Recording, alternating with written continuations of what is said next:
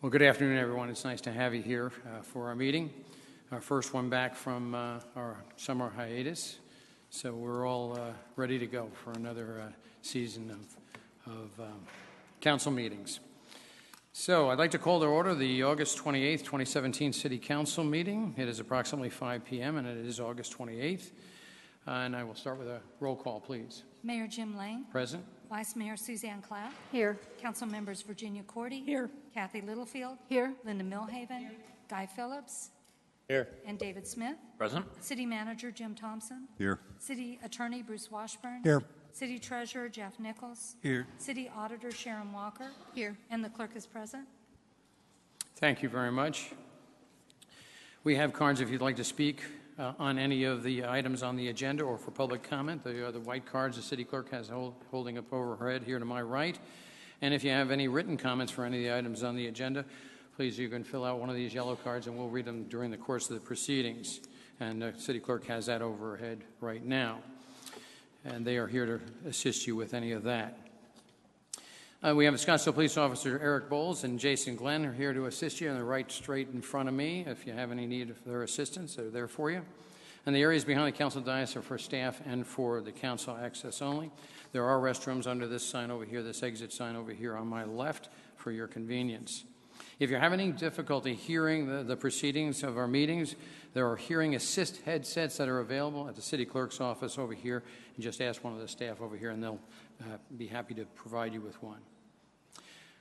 This afternoon we have the Scottsdale Bobcats here to lead us in the Pledge of Allegiance. And so if you can, please all rise.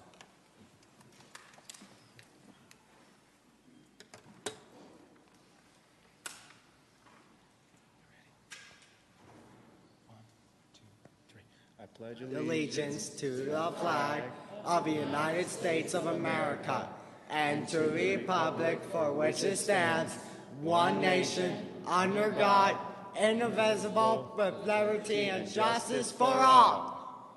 Very good. Thank you very much. If you'd like, Bobcats, if you'd like to introduce yourself. My name is Mark. Saguaro. Marching band. Bass drum, kabasa, triangle, and cymbals.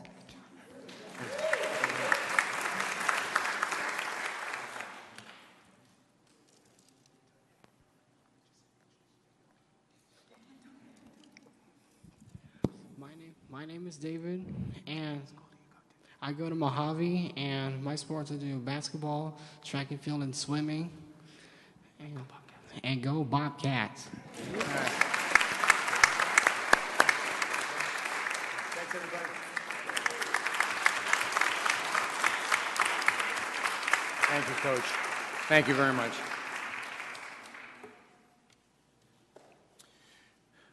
This afternoon we have an invocation by Pastor Freddie T. Wyatt of the First Southern Baptist Church of Scottsdale. Pastor, if you would, please. Would you pray with me? Father, we humbly come into your presence tonight. We thank you for your amazing, gracious love for us that you've shown us through your Son, Jesus.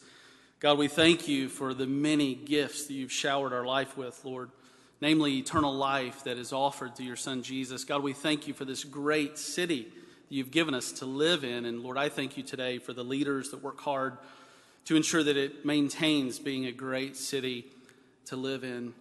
Father, our hearts are heavy as we watch the news and as we think about our neighbors in Houston. And Lord, we pray that you would give us hearts of compassion, that we would throw off apathy and complacency, Lord, and that we might somehow, Lord, give, pray, and work to help our friends in Houston. Lord, I pray that you would be with the first responders, God. Give them strength as they seek to help those that are suffering. Lord, I pray that you would give hope to those people that are losing all of their material goods. Lord, I pray tonight that you would mobilize churches from all over our nation to go and minister aid and in ministries of compassion to those people in Houston. And tonight, Lord, we pray that the storms would cease. Lord, we pray that the waters would recede quickly. And Lord, we pray that people's lives would be saved. Father, we pray tonight now that you would watch over our business here. Give us wisdom. Lord, give us love for our neighbors and give us a neighborly spirit as we conduct our business here. We thank you now in Jesus' name. Amen. Amen. Thank you, Pastor. And I certainly want to lend to that consideration of prayers and thoughts for all of our Texan and Louisiana neighbors who are suffering through that Hurricane Harvey. So it's great to, it's certainly interesting to note. And I know that it's one of the most significant floods of record in the state of Texas. And they've had a few. So keep them in your thoughts. You know, the events over the summer months have left a lot of us in shock. And beyond just the continuum of many years of terrorism against the United States. And first, I want to express my personal sorrow, not for the dozens of victims killed and wounded from terrorist attacks in Spain, France, and Finland over the last few weeks. It's been a horrific situation that continues with us. Natural and man-made causes of this kind of terror and injury. Events closer to home over the summer are of great and growing concern, to me and to a lot of others, I'm sure. A loss of any life is a terrible consequence of an escalating conflict between a developing revolution precipitated between organizations like the neo-Nazis and the radical right, and Antifa, the radical left. They may very well be setting the stage for a terrible confrontation to come, the future. A few weeks ago, in Charlottesville, Virginia, as we all know, several people were injured and one individual was killed as they were run down by a man driven by hate to violence as a radical right neo-Nazi. In the beginning of the summer, not that very long ago as well, while practicing for a friendly baseball game between Republicans and Democrats, several Republicans were gunned down in an attempt at a mass assassination by a man driven by hate to violence as a radical left socialist. Our community does not align with or support any of these barbaric ideologies. I personally denounce all these horrific events and any radical fringe groups that advocate hate to violence confrontations. My heart and prayer goes out to all of the victims of these recent instances of violence. Scottsdale, as I'm sure everyone in this room knows, is a welcoming city that is by nature and by character an inclusive city. We are believers in the law and its enforcement to ensure freedom for all of us. Scottsdale welcomes people who come to work with us to make Scottsdale the great city that it is. We can never presume that we're immune to civil war. Respect breeds respect, and mutual respect breeds friendship. We are, as you probably know, a golden rule city. That's treating others as you'd like to be treated. So we want to spread that treatment one step at a time and hopefully create a better environment for our country and certainly for our city and our state and our country. So with that, I just felt under the circumstances it was important to communicate some of those feelings that I think are important for us all to contemplate and to consider as we move forward as a great community. So thank you, and God bless Scottsdale, and God bless the United States. So with that, we have a follow-up presentation and some information updates, the Economic Development Strategic Plan accomplishments, and we have Ms. Danielle Casey, Economic Development Director, here to give us that update. Ms. Casey, welcome. Good evening, Mayor and members of the City Council. A little bit of deja vu. I think this is the third time we've done this, but the second time since the approval of the strategic plan. So I'm pleased to be here before you tonight. The purpose for developing a comprehensive economic development strategy, which was approved February 2015 as a 5-year plan, is summarized here. And sustaining and elevating Scottsdale's desirability is obviously core to the plan. And the plan itself also serves as one of the 6 City Council strategic priorities as adopted in September of 2016. For anyone that's not familiar, you'll see the strategic plan action agenda items. The top 6 are actually listed here where we focus our efforts. Full details and the comprehensive executive summary can be seen at choosescottsdale.com.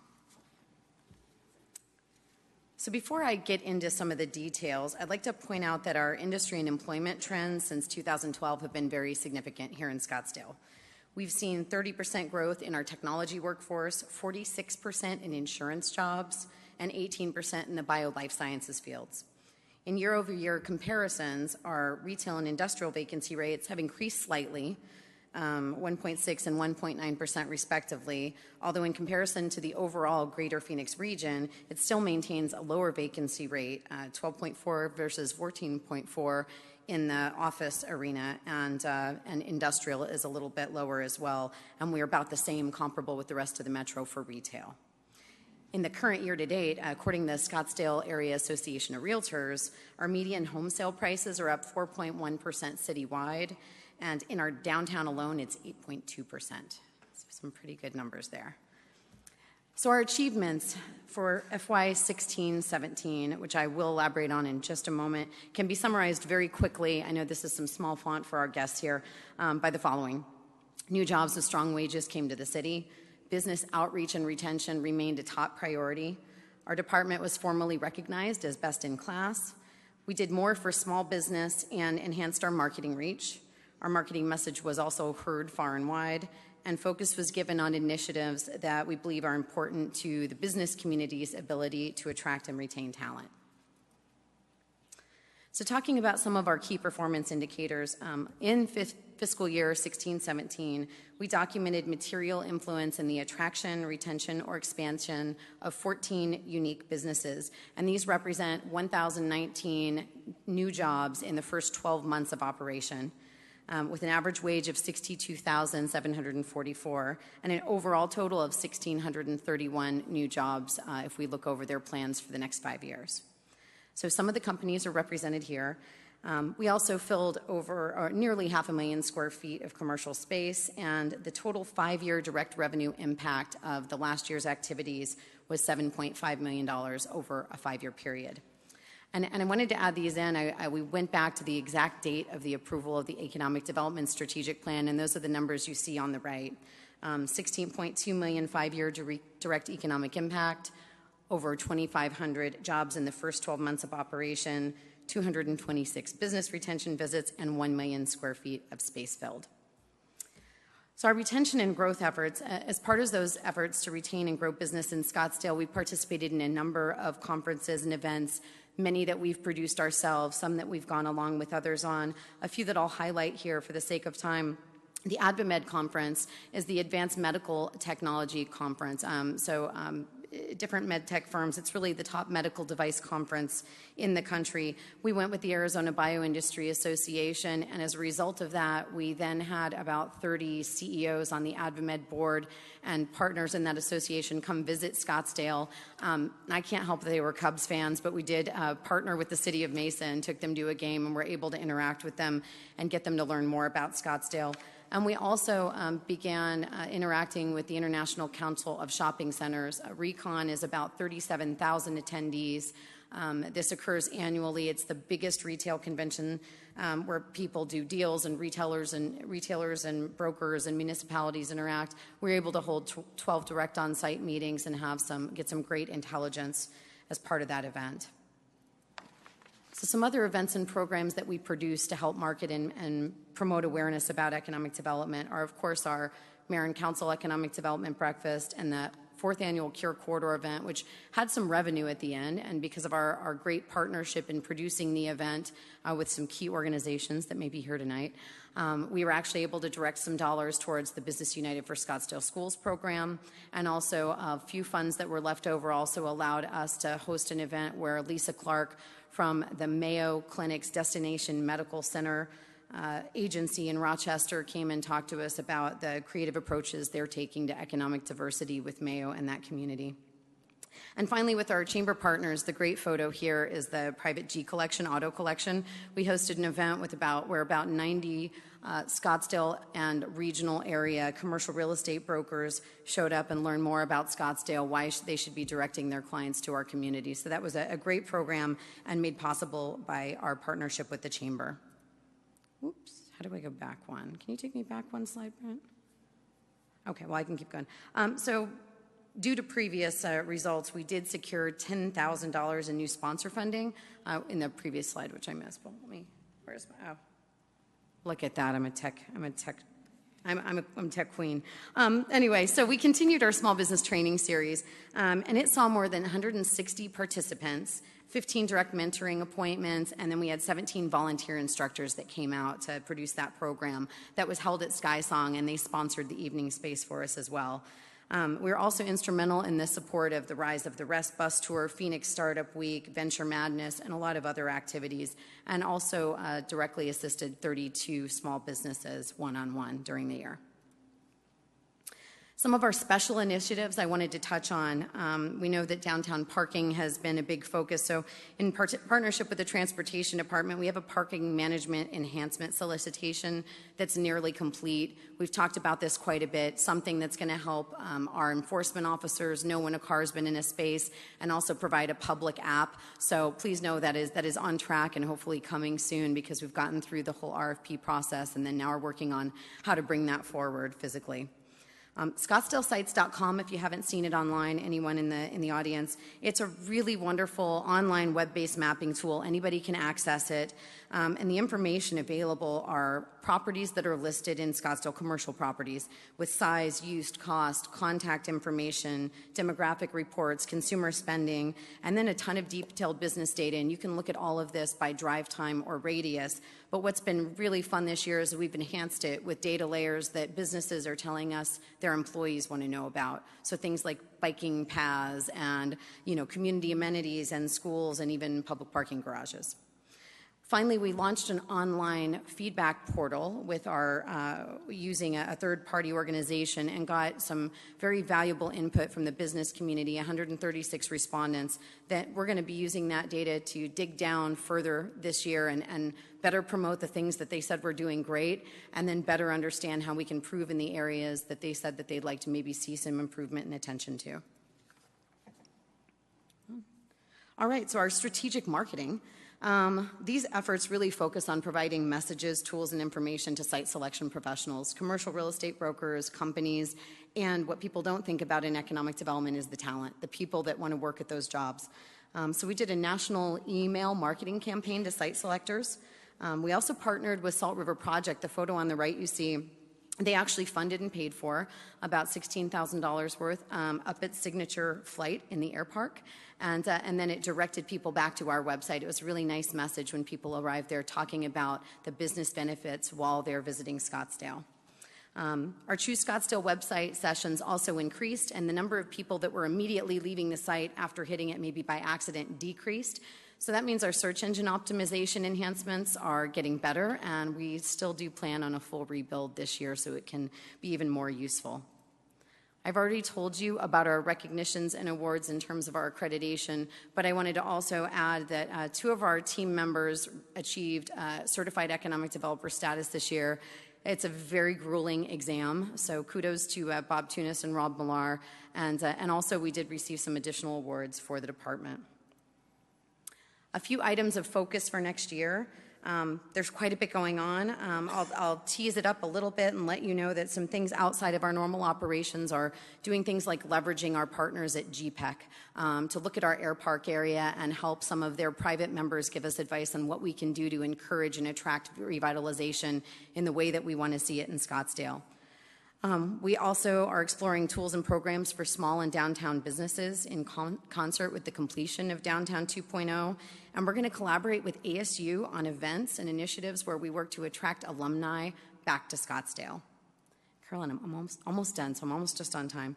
Finally, I wanted to mark some calendars. If you're not registered for our Mayor and Council breakfast with keynote speaker Todd Govig, we already have about 300 people on the list, and we're still about a month out. So if you're not registered, please do so. There's a couple other dates, and we do have many more events and programs that you can sign up for. A talent optimization panel, obviously that small business training series, so please check our site. And so lastly, Mayor and members of the council, I would like to close and just remind you that our adopted economic development mission statement for everybody here, it's up on the screen. And thank you for making it possible for us to do this work and pursue this mission on behalf of the city of Scottsdale. I know this format doesn't permit a lot of engagement, so you may have questions. I would look forward to answering those at a later time. And if anybody in the audience or any of our community wants to know more about what we're doing, please give us a call. Thank you. Thank you, Ms. Casey. Appreciate that. So our next order of business is a public comment. And public comment is reserved for citizen comments regarding non-agendized items of which no official action will be taken on these items. Comments are limited to issues within the jurisdiction of the city council. Speakers are limited to 3 minutes each with a maximum of 5 speakers. There will be another opportunity at public comment at the end of the meeting. We have 2 requests for public comment at this time. We'll start with Jason Alexander.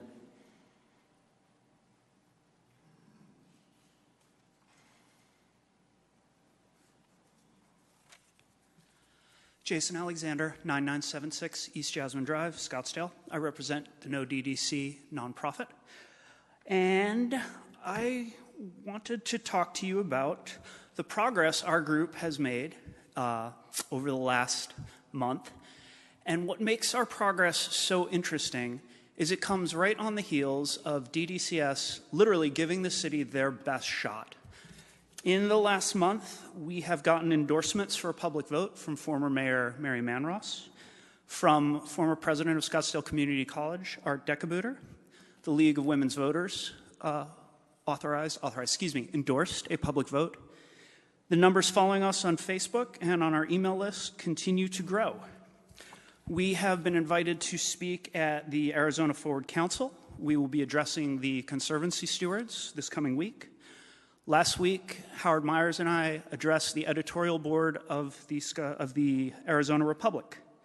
We will be addressing the communities in DC Ranch, Wingate, MMR. We've got an event planned for South Scottsdale.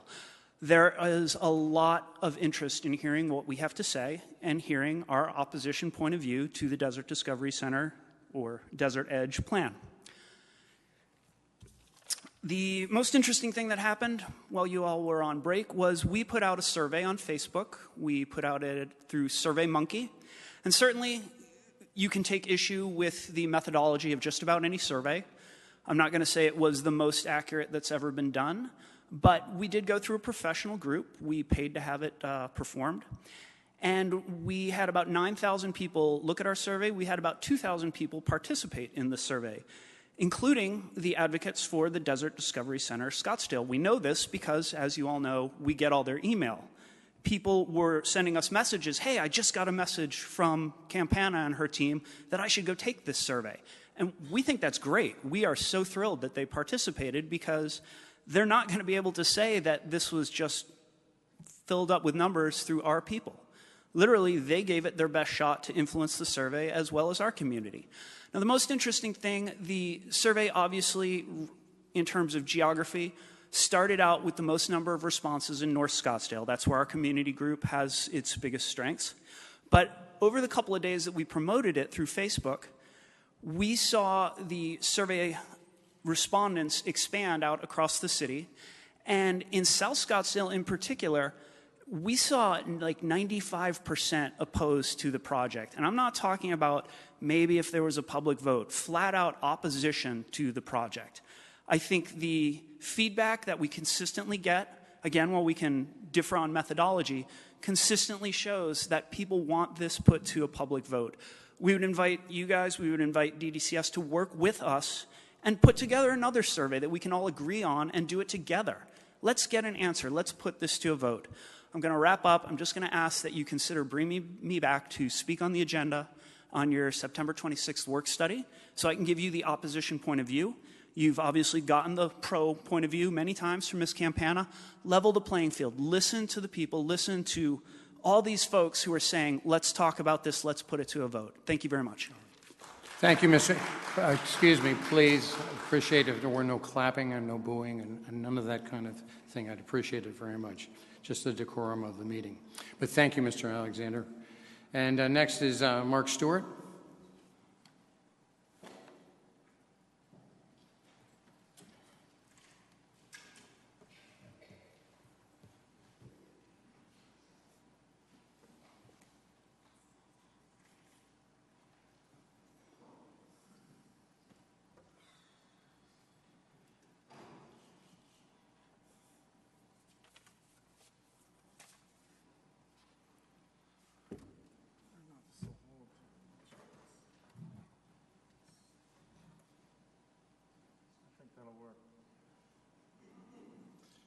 So I have a more serious topic, and I applaud Mr. Alexander for his upbeat presentation. I'm a financial bounty hunter. What I do is investigate fraudulent financial transactions involving public entities. The check that you see here on this poster is a reward that I got for a fraudulent transaction that I detected, investigated, and pursued here in Scottsdale. It's a transaction that was put together by Mr. Lane, Ms. Clapp, and Ms. Millhaven, potentially Mr. Littlefield. It's not really clear at this point. Bounty hunters like me are good for the city because we identify money that's been taken from the public and we go and get it back. There are two ways that we do this. We get our award. The city settled with the IRS for $750,000. They did that because if they hadn't settled, they would have had to pay $3+ million, including incurring individual liability under the securities laws. They didn't want to do that. They took a little step in the right direction. They went to their lawyers and said, you guys didn't do your jobs, you owe the city some money. So they got $75,000 back from their lawyers. We need to move on to the second step. The second step is getting the $675,000 back from your friends, Mr. Lane. And that's what we're here to talk about today. So I assume, because I know you well, that you've taken no action to get our money back for us. And I'm here to help you. I'm going to propose the following simple solution. I will give the City Council 45 days starting tomorrow to create an enforceable agreement to recover the $675,000 in less than 3 years. If there's no enforceable agreement in place in 45 days, I will sue on behalf of the public to recover these monies. And I will name you individually, including Mr. Washburn, who history indicates is the ringmaster of the frauds, Mr. Thompson, who has an obligation not to give away public money but doesn't adhere to his obligation, and Mr. Nichols, who apparently doesn't care. Lawsuits against individual council members and city officers are meant to punish them for violating their obligations to the public. They're quite serious. These lawsuits are meant to deter future unlawful behavior. These lawsuits protect the public purse and make our city a better, more lawful society. So let me summarize so that everyone's clear about what I'm saying. Mr. Lane, members of the council, you have 45 days to get our money back. After that, I will take the steps necessary to get the money from you personally. It's time that we stop this. It's time that we move in a new direction. And I'm sure anybody that cares about this city would agree that a change away from the corruption of the past will do us all good. Thank you for your time. Thank you, Mr. Stewart.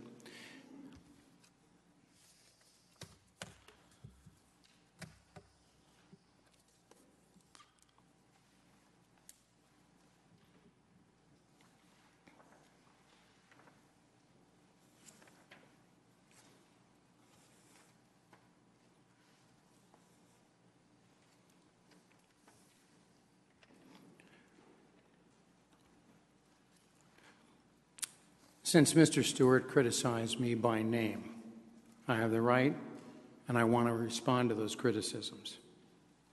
Serious charges, what he's talked about. The money that was issued to Mr. Stewart from the IRS has nothing to do with the complaint that he filed against the city on McDowell Mountain Golf Club as he's represented, that bond issue. In fact, if the IRS looked at that complaint, which we believe they did, they found no problem with it. A summary judgment was issued in the spring of 2015 on that complaint and on that lawsuit that he's brought against the city, indicating there is no merit to his claims. This is on the McDowell Mountain Golf Course. That's a city-owned property. That summary judgment is currently under appeal by Mr. Stewart. However, the IRS settlement payment was on a public parking garage in downtown Scottsdale, unassociated with his claim at all. The IRS interpreted a lease on that parking garage, a public parking garage, as an operating lease, not as we had interpreted it as a capital lease, which is pretty standard in the industry. And in the eyes of the IRS, it's not eligible for tax-exempt bond issuance. In this settlement, there was no court finding of any illegal or any laws being broken by the city of Scottsdale. And there was no admission of guilt by the city of Scottsdale. The settlement was to save the city legal expenses of going through a continued process with the IRS and argument of that point. But that's how it settled out. The $750,000 that was paid to the IRS was because the IRS happened to see this bond and take issue with that, the way that lease was structured. Nothing to do with the initial complaint that he filed. It should be noted that the refinancing of this capital lease saved the city and thus the citizens $27 million over its term. So I'm just found it necessary to respond to what I feel is a criticism of me with false information. Mr. Washburn, I'd ask, I don't know exactly whether or not other members of the council can respond if they'd like or not. Mayor, pursuant to ARS 38-431-01H, an individual member of the public body may respond to criticism made by those who have addressed the public body of that member. So other members who were identified and criticized during the call to the public can respond to those criticisms, but only to those criticisms. So if any member of the council wants to respond. You did a nice job. Thank you. Okay, so with that, we've completed public comment. We'll move on to the next order of business, and it is added items. Consent item 1A, Livewire Outboard Dining License Agreement, was added to the agenda on August 22nd, 2017. So we're here then to request a vote to accept the agenda as presented or to continue the added item to the next scheduled City Council meeting, which is August 29th, 2017. I might add that with that, if it's not on the consent, if it's not added as it's presented right now, there are two other items that would likely need to be continued as well. But I ask for that vote either to take it as presented or to continue it. So moved. To accept. Take as presented. Okay, thank you. Second. Okay, a motion's been made and seconded. I think we're then ready to vote unless there's any other comment. All those in favor, please indicate by aye. Those opposed with a nay. Aye. It's unanimous then to accept the consent items as indicated. Next order of business is our minutes. And there's a request to approve the regular meeting minutes of June 27th, 2017, July 5th, 2017, July 6th, 2017, special meeting minutes of June 20th, 2017, June 27th, 2017, July 5th, 2017, and July 6th, 2017. Work study sessions minutes of July 6, 2017, and executive session minutes of June 20th, 2017, July 5th, 2017, and July 6, 2017. Those minutes have been provided, and unless there are any questions on that, I would accept a motion to approve those minutes. Motion's been made, Councilwoman Littlefield, and seconded by Councilwoman Cordy. We're then ready then to vote on those minutes. All those in favor, please indicate by aye. Those opposed with a nay. Aye.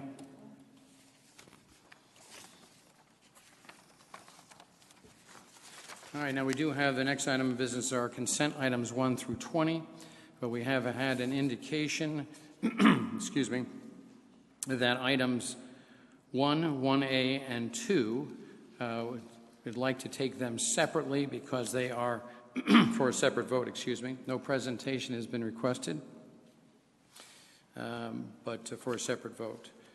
And then also to move item number 5 to the regular agenda.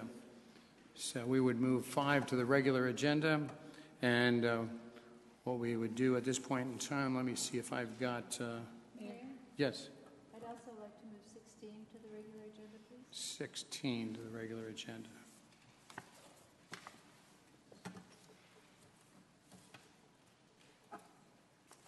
Probably got that earlier, Councilwoman. Sorry about that. So 16 to the regular agenda.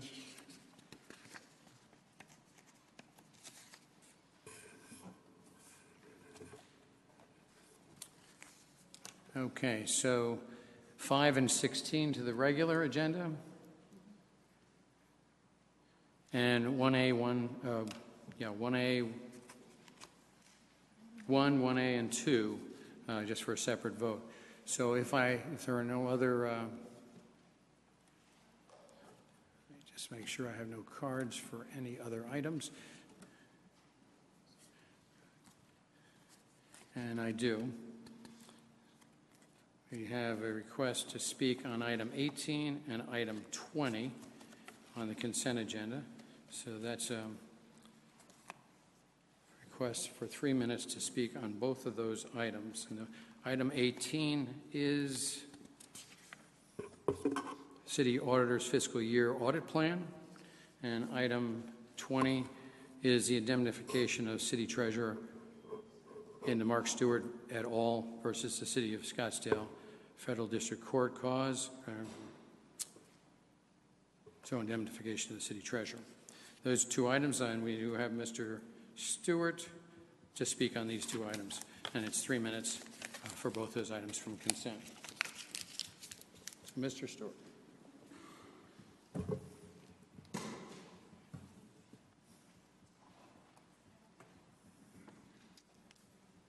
Hi, I'm Mark Stewart. I'm going to speak briefly about the City Auditor's Fiscal Year Audit Plan. I haven't seen it, but it's very troubling to me that in a city where we have a history of giving away public money through leases and other types of concession agreements, that we have an auditor who audits them and doesn't come up in public and explain her rationale and her department's rationale.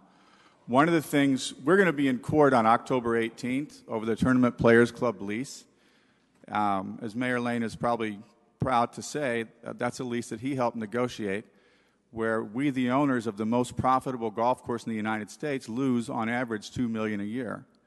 And to make matters worse, Mayor Lane locked us into a $2 million a year loss for the foreseeable future. That's a violation of the gift clause. That's a violation of our city charter. If you want to learn about that, the interesting thing about that is we deposed the city auditor in that case. And we asked her, why didn't you audit the contractual obligations to put capital into this golf course? And she said, well, we just didn't want to.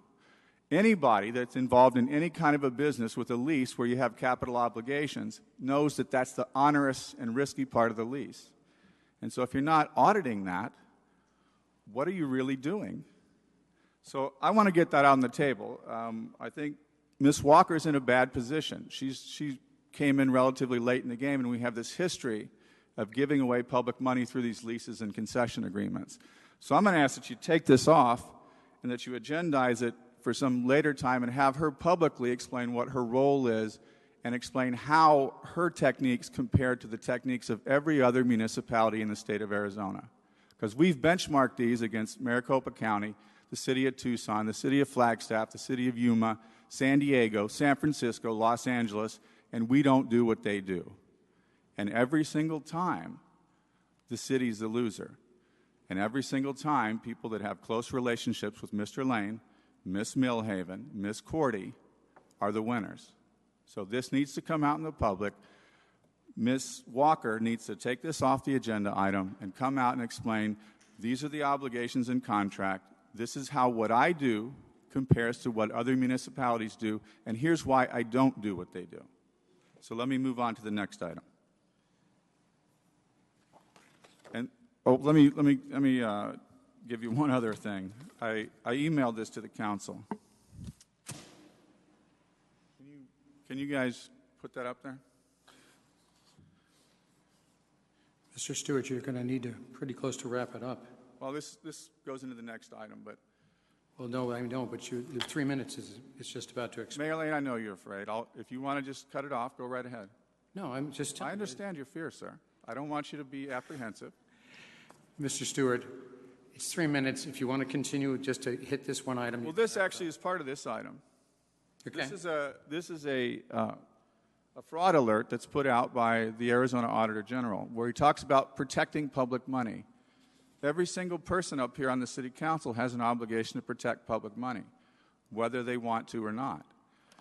Mr. Washburn has an obligation. Mr. Thompson has an obligation. And Mr. Nichols, the treasurer and the subject of this consent agenda item, has an obligation. If you have a chance, ask the city clerk to email you this. It's pretty simple. It goes through some examples of frauds that have been detected by the Auditor General, and they're very small. In this case, Mr. Nichols was named in this complaint because he dispersed public monies with I'm sorry, Mr. Stewart. Your time has expired. We're on to 20, sir. Thank you. What's that? We're on to item 20. I understand, but your time for both of them is 3 minutes. Thank you very much. Well, you're not going to let me speak on it. If you had used it within the first 3 minutes, yes, you could have. But that's the rule. Sorry. Well, Thank you very much. Hang on, Mr. Lane. Let me just post this. Let me summarize with this. Well, I've already... The statute at issue does not allow for indemnification of officers who violate their oath of office and misuse public monies. It's in the plain words of the statute. That's one of the issues in the federal court. Our city charter does not allow us to indemnify charter officers who violate their oaths. So noted. But, Mr. Stewart, I would ask you kindly, you can send that information to it, but the time has expired. I've given you more than almost 2 more minutes. So, Mr. Lane. Thank you very much. We're going to have a lot of fun with this in your deposition. So I understand. Thank you very much, Mr. Stewart. Thank you. Okay, next order of business really is the consent items. There are no further other comments on the consent items. And so I do have a request for a motion, unless there's any other comments on any of the consent items that remain on consent. And that would be for items 3 through 20, absent 5 and 16. So moved. Second. All right, motions are made and seconded. All those in favor, please indicate by aye, and those opposed with a nay. Motion carries unanimously for those consent items as is indicated. And we will then take a... We got your vote without doing anything. All right, we want to try this again, make it official this time. They said they didn't. Yeah, it came up as all complete. All right, those in favor of those as been indicated, please indicate by aye. Those opposed with a nay. Aye. All right. Well, it disappeared this time, but I hope you got a glance at that. But nevertheless, it was unanimous with 7-0 on those consent items that we talked about. Now, for a separate vote on those items 1A, and 2, and these regarding Live Wire, aka Skylane's renovation conditional use permit, 61A UP 1997 number 4 and 17 UP 2012 number 3, and Live Wire outdoor dining license agreement, and request of a resolution 10860, and number 2 is a Live Wire, aka Skylane's permanent extension of premises 3XEX 2017. Those are the items in question, and there's not been any request for a presentation on that.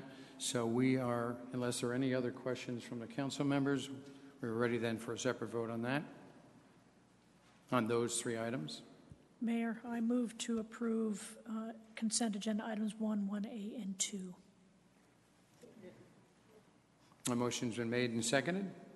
We're therefore ready then for a vote. All those in favor, please indicate by aye. Those opposed with a nay. Motion passes 6-1 with Councilman Smith opposing. So with that, we will move on to the regular agenda, the newly established regular agenda, and we'll start with number 5. And if we could ask for Mr. Curtis? Oh, not Curtis. Hi, good evening, members of the council, Merriman Lane, Dan Simer, current planning. As we wait for the presentation to be brought up, the case before you is 8 GP 2016 and 10 ZN 2016.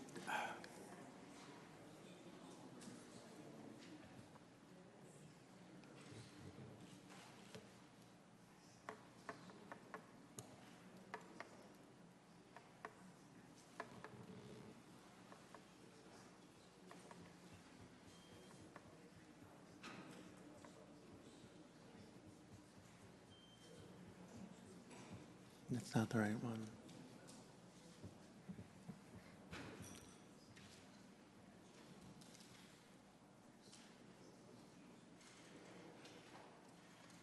Well, if you like, Mayor, I can proceed without it and do it verbally. All right. The case before you is a rezoning case and a minor general plan amendment. Currently, the general plan is designated as mixed use. The applicant is requesting a non-major general plan amendment to to urban residential. The current zoning is C1, which is neighborhood commercial, and is being requested R5, urban residential. In the surrounding areas, here we go. Thank you. And the site is located on the northwest corner, west of the intersection of Granite Reef and McDowell Road. It's an existing restaurant. There is multifamily to the north and west, commercial to the south and east, multifamily further to the east, and further commercial to the southeast. A little bit bigger perspective for you is the commercial, the site. It is bounded by an alley and a commercial to the east. As indicated previously, this is a request for a non-major general plan amendment from commercial to urban neighborhoods and a zoning district map amendment from neighborhood commercials to multifamily R5. As indicated here, it is in the red category, which is commercial on the general plan. It would be changing to the brown category, which is urban residential. As you can see, it is consistent with the adjacent land uses. In addition, this application is in the Southern Area Character Plan, which is in an activity area, which also contemplates additional development in a mixed-use or multifamily densities to support those areas or redevelopment and new investment. On the screen before you is the existing zoning on the left-hand side, the C1, and the R5 proposed on the right-hand side. It is a development of over 1.25 acres, 1.27. The maximum building height at the top of the stairwell penthouse, which is this feature right here, is 32 feet 6 inches, and the lower is about 22 with a handrail. They are providing additional parking above that as required to assist in guest parking. So if you have any questions, I'll be happy to answer them or turn the presentation over to the applicant.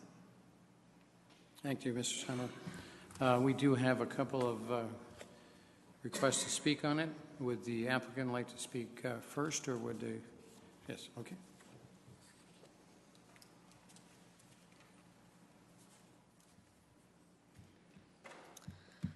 Good evening, Mayor Lane and Council. Alexandra Schuchter representing Diversified Partners, 7500 East McDonald Drive over in Scottsdale.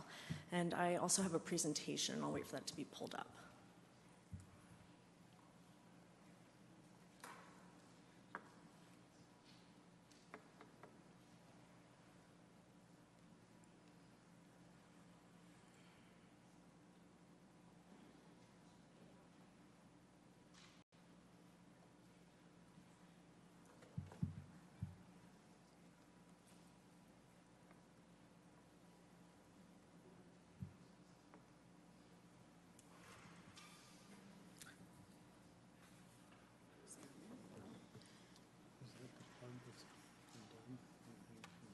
I have a paper copy. If the digital one's not working, just let me know. If you can use the overhead, then let's see if we can. Do we have someone that can turn on the overhead for?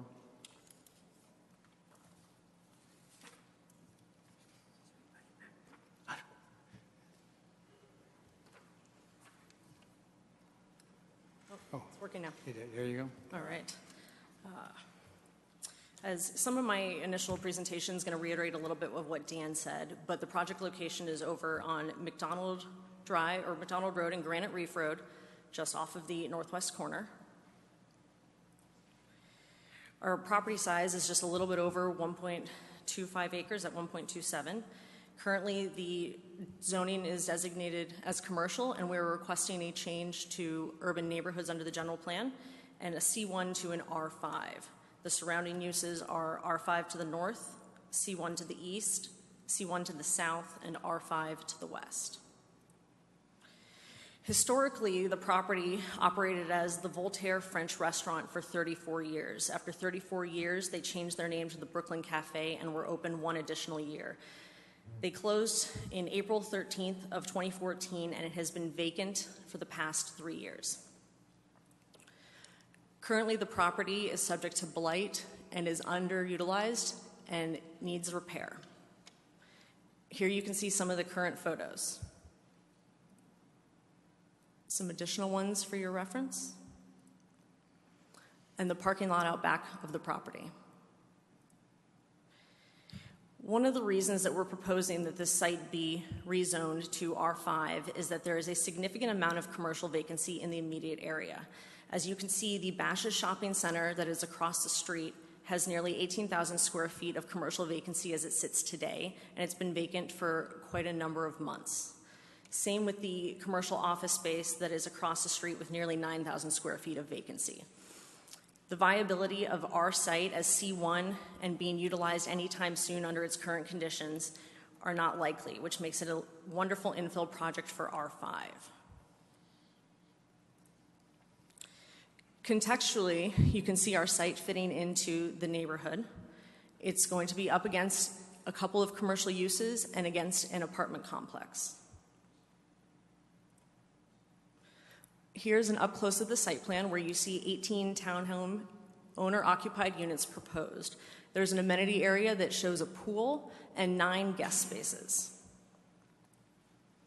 Some key development information that I'd like to highlight is that our proposed density is 14.17 dwelling units per acre, which is significantly under the maximum allowed of 23 dwelling units per acre for the R5 zoning. Our allowed height per code is 36 feet, and proposed per our plan is 32 feet 9 inches at the tallest part, with a majority of the building actually sitting at 25 feet 2 inches or below that. 86.2% of the building or roof area is at the 25 feet 2 inches or below.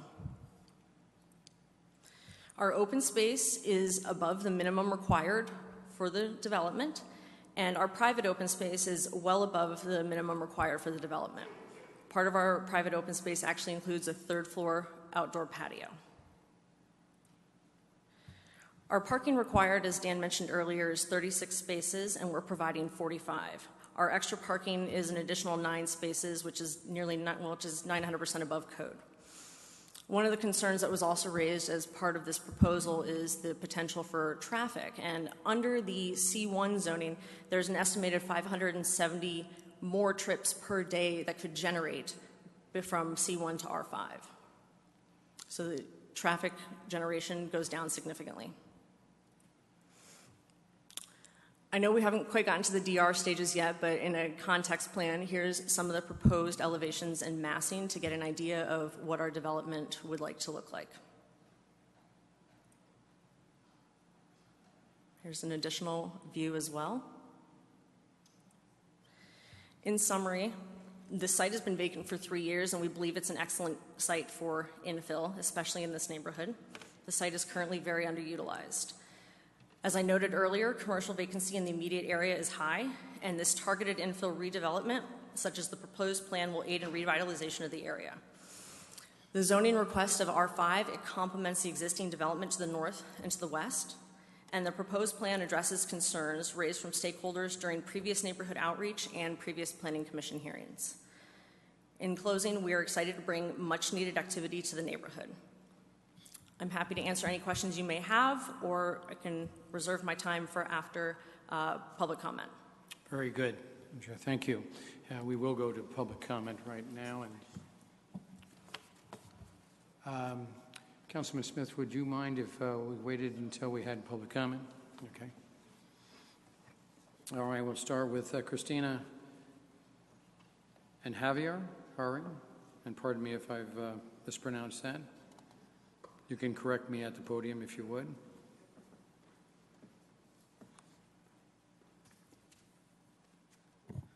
Christina Chavarria. I am asking that you guys please oppose this request, primarily because of the height allowance. No homes surrounding apartments, townhouses, condominiums, and commercial buildings in the surrounding area have the height the owners are requesting. The owners have only made a reduction of 1 foot 8 inches from the original plan after hearing comments from the neighbors about the proposed property height not being compatible with the surrounding neighborhood. Please do not allow any part of the building to be almost 7 feet taller than any of the surrounding buildings. I am aware that the current zoning allows a greater height, yet none of the properties have exceeded approximately 25 feet.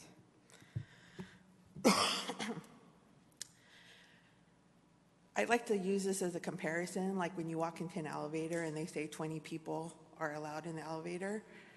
You really don't want to be in there with 20 people, and that's kind of what this is tantamount to me. Yes, 85% of the building is below it. How would you like to be in an elevator that's at capacity 15% of the time throughout your day? If you have to use that elevator every single day, seeing it on your way to work, as you get to work, as you go out to lunch, as you come back from lunch, as you go home. From the commission report, the character and design goal encourages development that is consistent with the character in the neighborhood and surrounding area. I do not agree that the design of this building is consistent in character with the neighborhood and urge against its proposal with the requested height of 32 feet and 8 inches. Thank you. Thank you, Ms. Chavarria. And next is Terry Tower.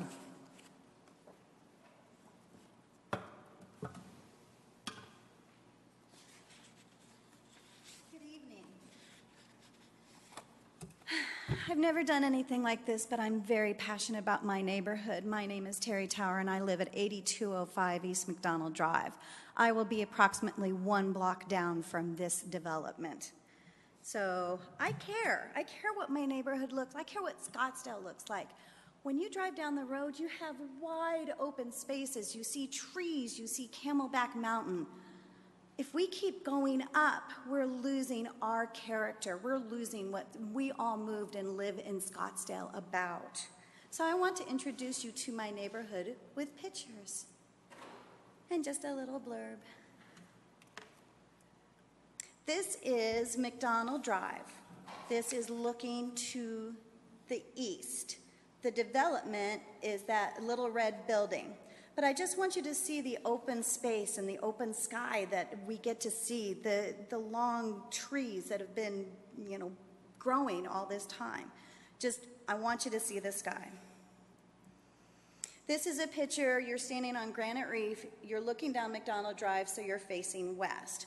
The development they're proposing is right behind this gas station here. Once again, I want you to notice you can almost see the mountains in the background, the tree, big sky. This was done on a Sunday morning, so there wasn't a lot of traffic. This is what a 32 height building will look like. So right now we determined that we think the cafe is 10 foot tall, so we took a line and brought it up to 32 feet. Notice how that dwarfs everything around it, everything. It's not in character with the neighborhood. You're standing in their parking lot looking across the street. So you're looking at the storage unit in Chateau 6. You notice that it's 2 stories and they're even, they're level. There's not a big rooftop, enclosure. This is a huge concern for the neighbors. I'm on my next door neighborhood board, and we are very concerned about this, and I'm running out of time. That McDonald's is coming out right at their driveway. So that's something to worry about traffic-wise. Once again, we're looking down the road, we're seeing Camelback Mountain. This is what their building looks like as today. That is their rendering. We dropped it in using Revit on what it looks like. It's huge. It's going to take over, dwarf everything. You can see the apartment complex next door. It just gets swamped. This is very important. This is what this rendering looks like. This is what they're asking for. They say they're going to have an open third top roof deck, but it covers everything, everything. This is the cute little apartment complex right next door. I want you to see the character. It has windows. It has, balconies. If you look down at Chateau 6 and Chateau 5, we've got, the good fascias. We've got, awnings. I mean, we have character. This is farther down the road, a block down the road. Notice the roof heights. That's all I'm saying. Big open sky. Keep it level. Don't let them go too high. I'm very passionate about my neighborhood. Thank you. Thank you, Ms. Tower. Next is Lisa Chamberlain.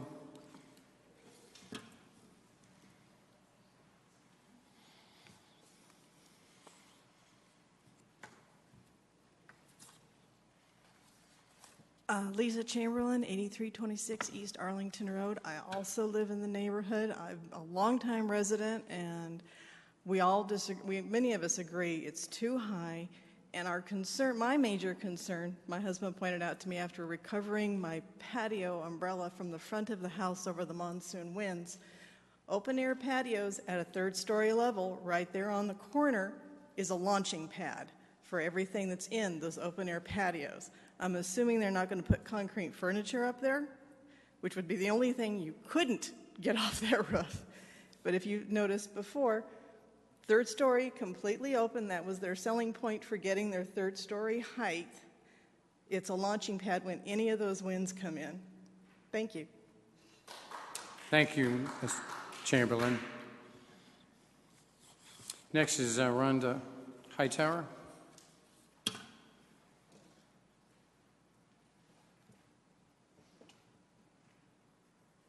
Thank you for letting me speak.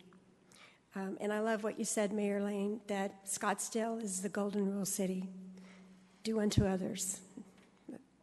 That's what we're asking for. I raised my daughters in that neighborhood. I loved my neighborhood, like everybody else has said here. They graduated from Saguaro High. They went to Mojave Junior High before that. And when you look across our roof line there, the conformity of it allows you to see two man-made structures, and then Camelback and Mummy in the distance. And the two man-made structures that you see that pop up are actually worth it. And that is St. Maria Goretti Catholic Church, just the tip of it, and our high school, Saguaro High football stadium. The top of those bleachers has been my thinking spot for many, many years. You can sit up there and watch between Mummy Mountain and Camelback, the sunset sometimes right between. Anyway, that's part of why I paid taxes and bought property there. I didn't even look anywhere else. I was like, we've got to live here. It's because of that even skyline. And we're not saying no, that you can't develop something. We don't want an empty building in our area. No one does. Just fit in, assimilate. Please, you're the new people coming in. We're invested there. Just fit in. Just meet our height requirement, and we'll welcome you. Thank you.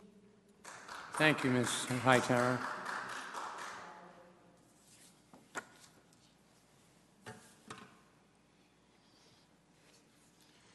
Okay, that completes the comments, public comment on the issue. So, yeah, I would invite the applicant if you'd like to respond to any of that.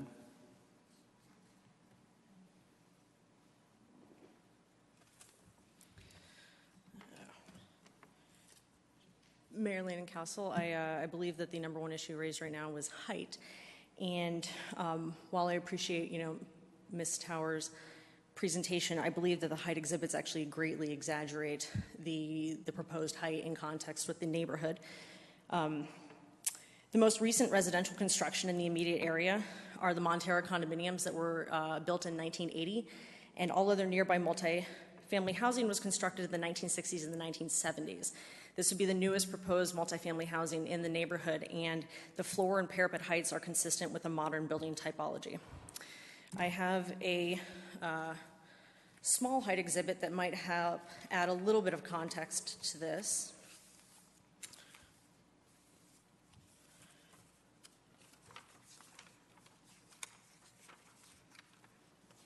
One second.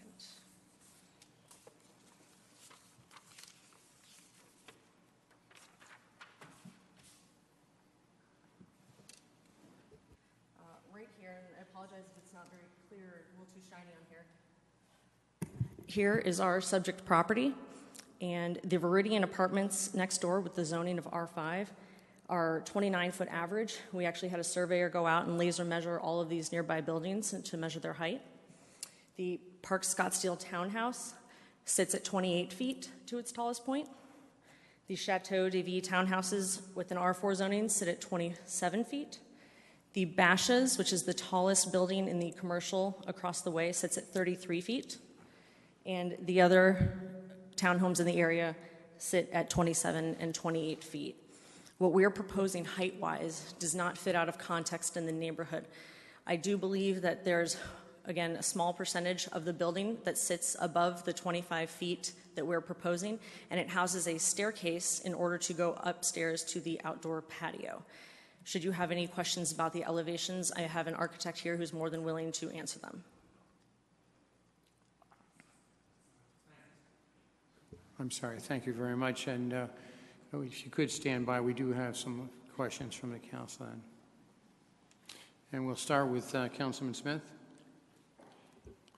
Thank you, Mayor.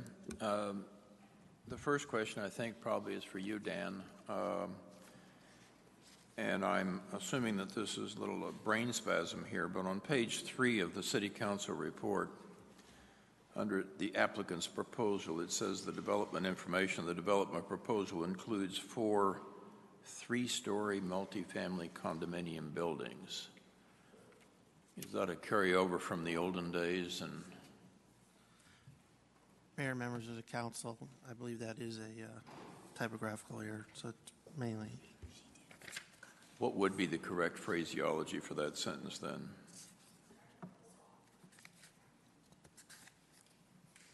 Well, there are 4 buildings on the development site. If you look in the site plan, it's a matter of how to state the information. They are 2 stories of livable space and a 3rd story elevator stairwell penthouse, which would be typically generically considered as 3 stories, but the development itself is 2-story livable with a rooftop patio. So it is 4 buildings with a total of 3 stories that includes the elevator, the stairwell penthouse. So you're sticking with the story that it's 4 buildings, 3-story multifamily condominium?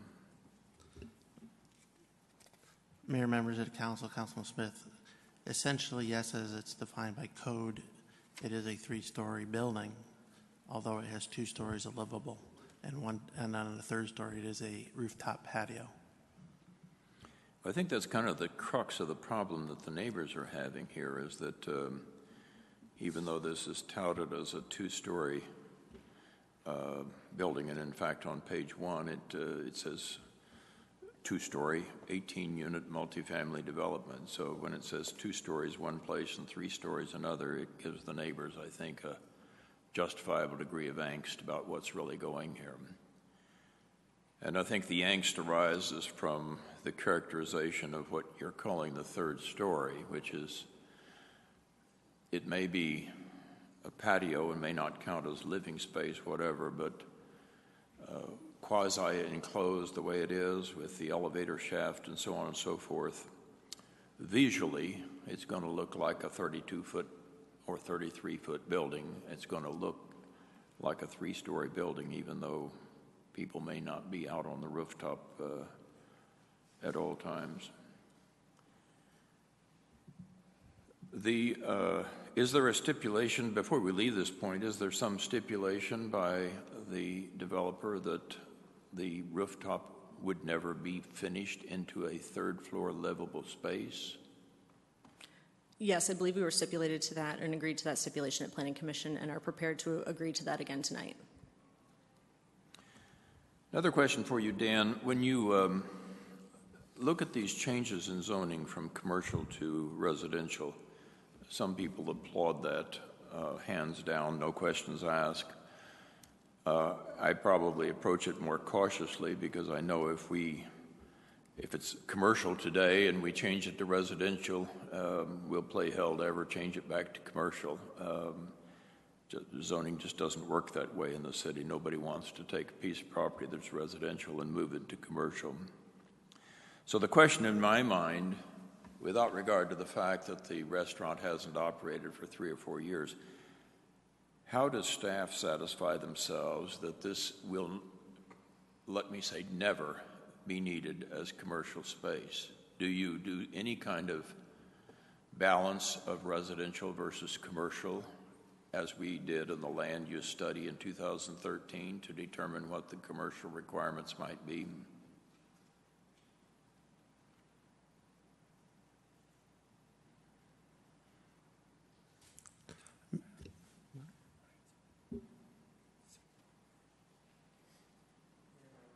Mayor, members of the council, we're going to have long-range planning come up and answer this question.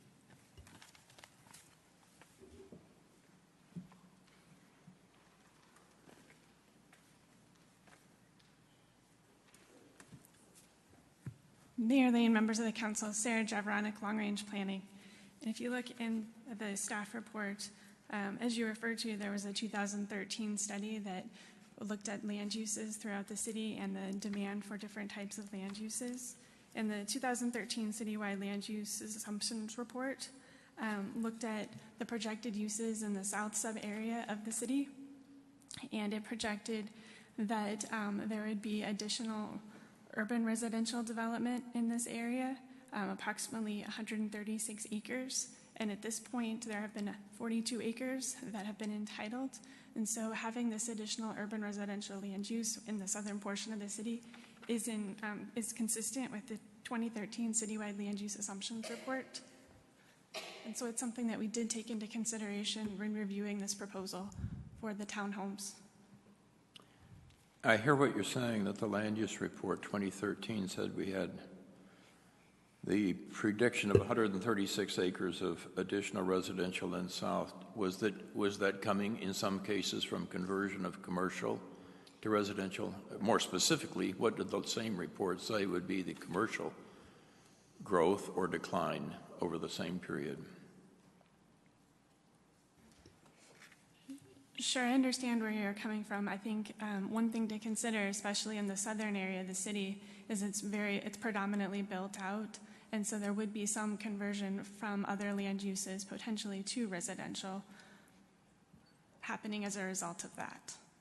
And that's what that report says, or that's what you're assuming? Yes, correct. That was two different questions.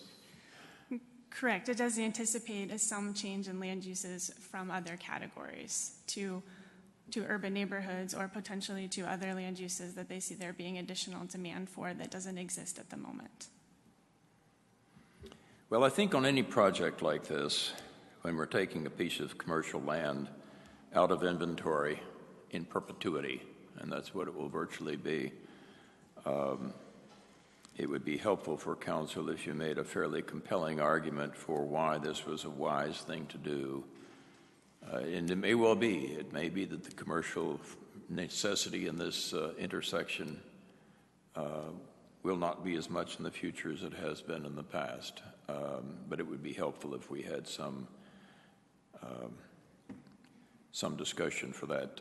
In my judgment, the fact that the current property is in a state of blight is not in any way a reason to rezone the property. It's a reason to fix the blight. The fact that it's vacant may not be a reason. It may be a reason, but it may not. I think I also question, when you put together a report like this and you try to force fit the fact that that it's just what we need here, you say in some cases when you're trying to compare it to the 6 guiding principles in the general plan, and this is on page 6 of the applicant's discussion. And the first guiding principle is that what we do around here should value Scottsdale's unique lifestyle and character. That goes to what some of the other speakers were talking about earlier. And the answer is it will do that. It will value Scottsdale's unique lifestyle and character because it's going to provide more housing options. I think that's kind of a lame response to that guiding principle. I don't think the purpose was simply to provide more housing options and take commercial out of play. I think somebody made the point it's not consistent with the neighborhood. Certainly doesn't look consistent in my mind. I would love to see just a 2-story product that is consistent with the neighborhood, that perhaps doesn't have the mass that this one does. Let me ask the applicant a question. You made a comment when you were talking about the open space, that part of the open space is the 3rd floor outdoor patio. Did I hear you right? No, sir. The open space that I was referring to is the common area open space that is required, and then the private outdoor open space, which is also required as a separate unit of measurement. Okay. And when we talked sometime earlier, you indicated you might have what's the expected square footage of these properties and the expected price points? Yes, sir.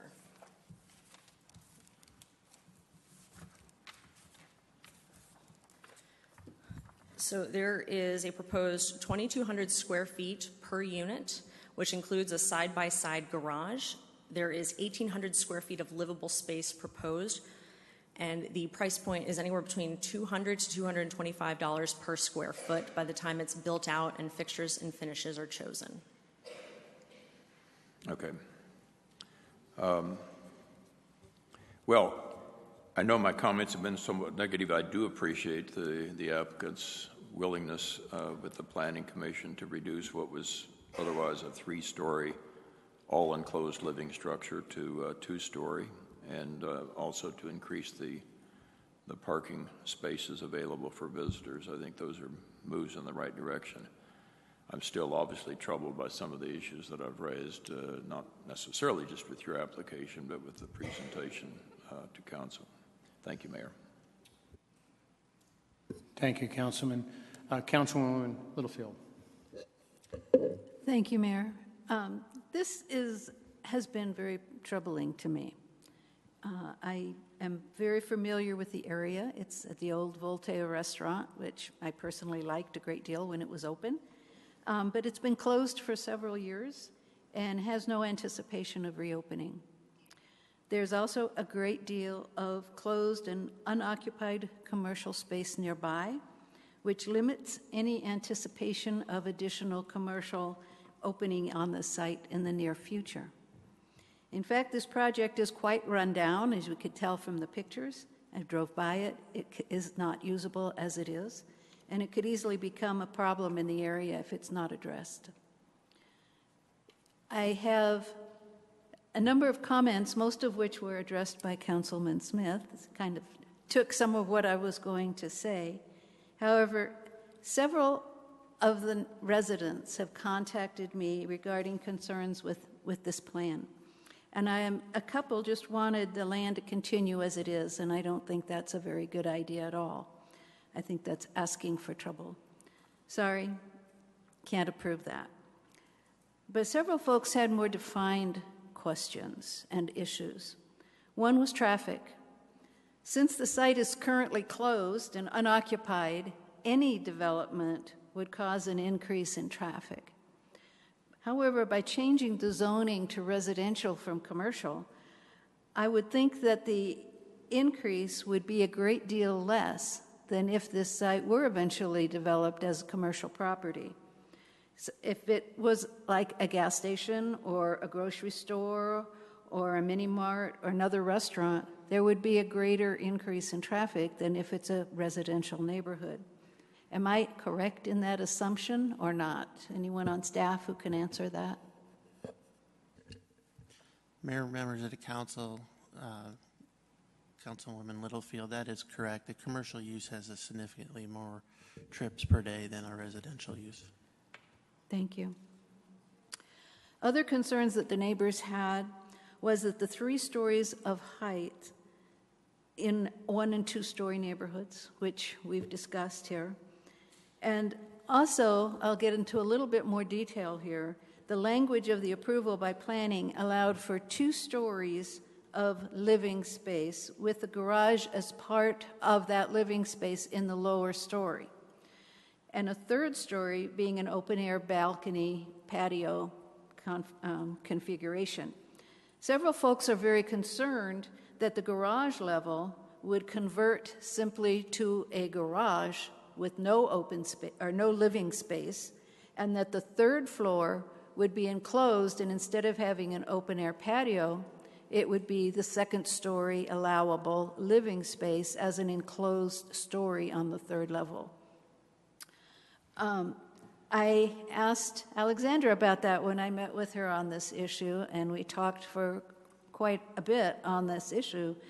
And she said that the developer had no intention of doing that, and that as far as she knows, they would have no objection to putting in a stipulation to the effect that that would not happen.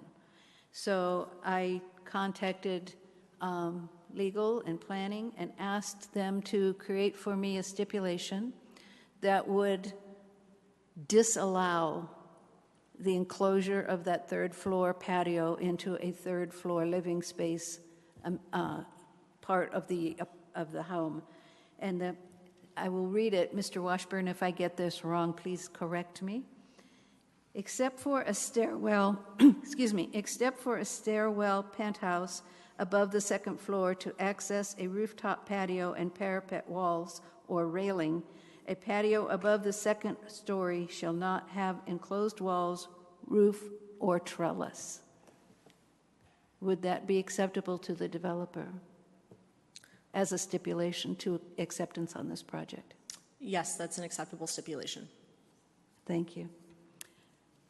Therefore, I would move to approve this with the stipulations as given by planning when they approved it, and with this additional stipulation to approve this project, and I don't have the number of it right ahead of me, but to approve this project for development. Thank you.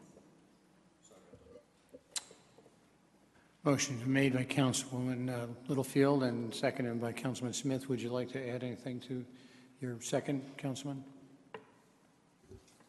No, this stipulation, I think, will address some of the issues. Yeah. Thank you. Okay. All right. Any other questions of the council members?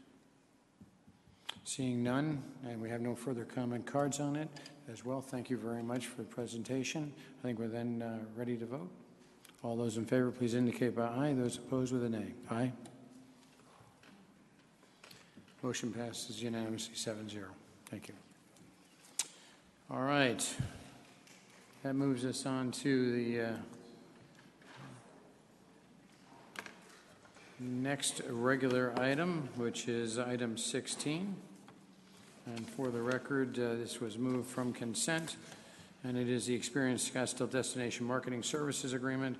I request an adoption of Resolution 10895, authorizing Agreement 2017-79 COS with Scottsdale Convention and Visitors Bureau, Inc., doing business as Experience Scottsdale for the use of the Tourism Development Fund for provisions of destination marketing services. And we have Ms. Karen Churchard here, our Tourism and Events Director, for presentation on that. Ms. Churchard, welcome. Welcome. Thank you, Mayor, Council. Review the Destination Marketing Services Agreement with Experience Scottsdale. The city's Destination Marketing Services program of work has been provided by Experience Scottsdale since 1977. And program funding is based on Proposition 200, which says that 50% of the total annual bed tax collection shall be used toward destination marketing. The timeline we are proposing is a new 5-year destination marketing services agreement with Experience Scottsdale. With the agreement also could be extended 5 years if subject to the City Council's approval. The existing contract terms that would continue are quarterly. The Experience Scottsdale would provide performance measure reports, programming updates, and financial reports. Annually, they'll have an audit done through their company and provide financial and performance reports. And also want to note that annually, funding and marketing activities require the City Council's approval. New contract terms that are based primarily on the 2016 city audit assist the city in efforts to promote city-owned venues in downtown Scottsdale, provide no-cost advertisements in the Experience Scottsdale produced guidelines, equally share in the payment of the Fiestable agreement, enhance transparency for procurement, travel, and compensation policies, and provide the IRSA Form 990, and to keep non-program costs within a competitive range, which would be based on similar destination marketing organizations' budgets. Additionally, the city auditor will conduct an audit in the 5th year. The financial terms of the agreement, again, the actual budget forecasted bed tax revenue is in the amount of $19.4 million, a little over that, and 50% of that is by voter approval, goes towards their contract-based funding, which would be about $9.7 million. As I mentioned, the Fiestable agreement is now 50% paid by us and 50% by Experience Scottsdale, and then there will be a true-up of the fiscal year 16-17 payment and a payment of $118,475. So a total of $10 million would be paid if this is approved. And with that, I'll thank you for the opportunity to give you an overview and any questions. We will go to the council for some questions, but first we have some requests to speak by the public. So you can either take a seat and come back or stand by, whichever you'd like, Sandra. I'm sorry, Karen. But next, first to speak then would be Sandra Schenkat, followed by Bob Pejman. Good evening, Mayor Lane, Vice Mayor Clapp, and council members. I'm Sandy Schenkat. I live at 10961 East Gary Road, 85259. Howard Myers asked me to make a statement for him. He's a city activist and the founder of Protect Our Preserve. He would like to have you think about this. My frustration with Experience Scottsdale is what they have on their website as a result of their rebranding. They are trying to appeal to a younger generation that doesn't spend money in our city.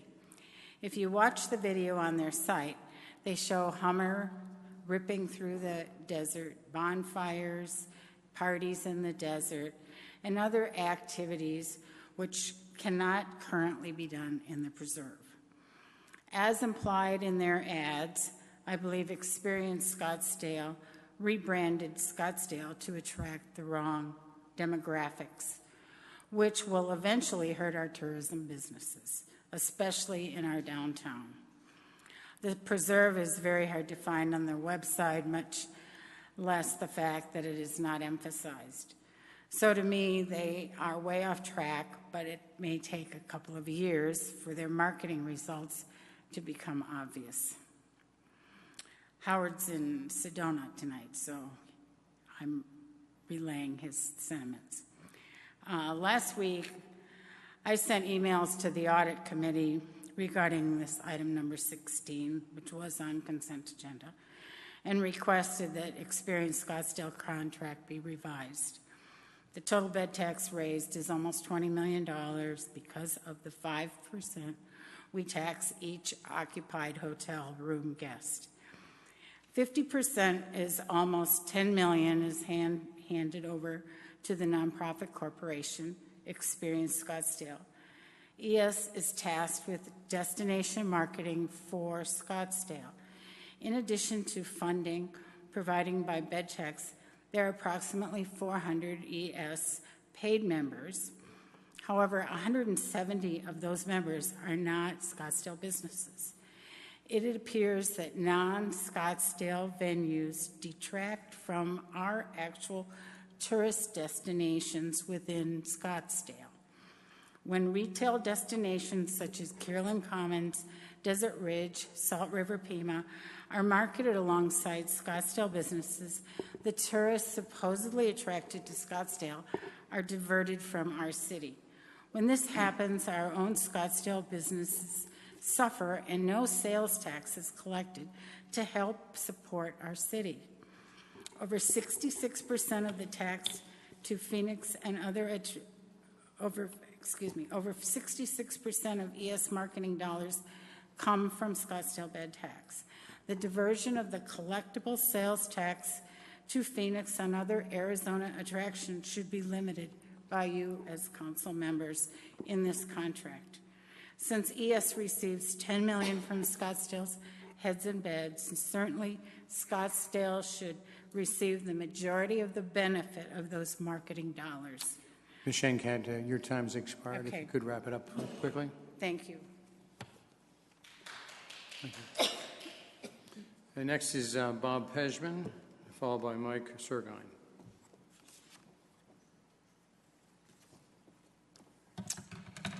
Thank you, Mayor Lane, Vice Mayor Clapp, and members of council. My name is Bob Pejman. I'm the owner of Pejman Gallery. It's located at 7130 East Main Street. And I want to bring to your attention some facts, not my opinions, but just plain facts. Now, one of the major facts is that downtown has been in decline mode for the past 3 years. And I'm talking about sales revenue, and I'm talking about tax revenue. And no slide or chart illustrates this better than the following. Can everybody see that? Not yet. Okay. As you can see, there's a downward trajectory in the sales tax in downtown. Now, this graph doesn't show Fashion Square, but even if you add Fashion Square into this chart, Fashion Square was also down 2% last year. So the sales in downtown are slipping.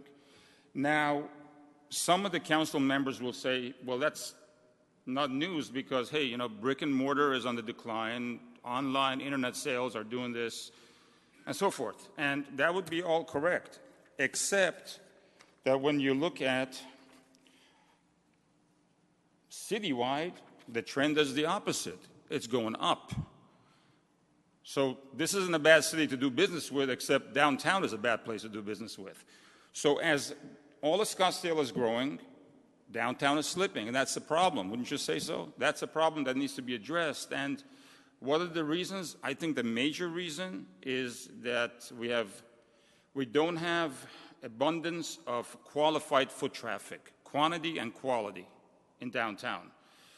Now, I'm not here to ask you to try to figure out how to solve it other than acknowledge that we need a robust marketing plan to promote Scottsdale, to promote downtown as a destination, not to promote it just to bring in residents to live there, but promote it as a destination, which basically feeds to my next set of facts, which has to do with the bed tax money. So here are some other facts. We collect $20 million from hotels. Half of that is slated per Prop 200 for destination marketing. We give all of that money to Experience Scottsdale to do a good job with that money. And what's their purpose? To promote Scottsdale as a destination, not to promote the resorts as a destination, but to promote Scottsdale as a destination. Of course, the resorts are the prime beneficiary. That people have to stay somewhere, and that's what they're going to do. So the question to you is, if there is a destination marketing budget, isn't Scottsdale a major tourist destination? And I think most of you would agree that it is. And for that reason, there is language that's put into the new Experience Scottsdale contract to address that. But my problem is that the language is so thin that it doesn't really do much. I mean, the language is basically limited to experience Scottsdale to work closely with downtown. I mean, what does that really mean? It's so loose. So can't we define it better? Can't council direct staff to put firmer language? And by the way, we're not looking for money. We're not looking for an allocation of funds. We're just looking for more concrete language. And I think it will serve all of us well. Thank you. Thank you, Mr. Pezrin. Next is Mike Surgoin, and will be followed by Jack Miller.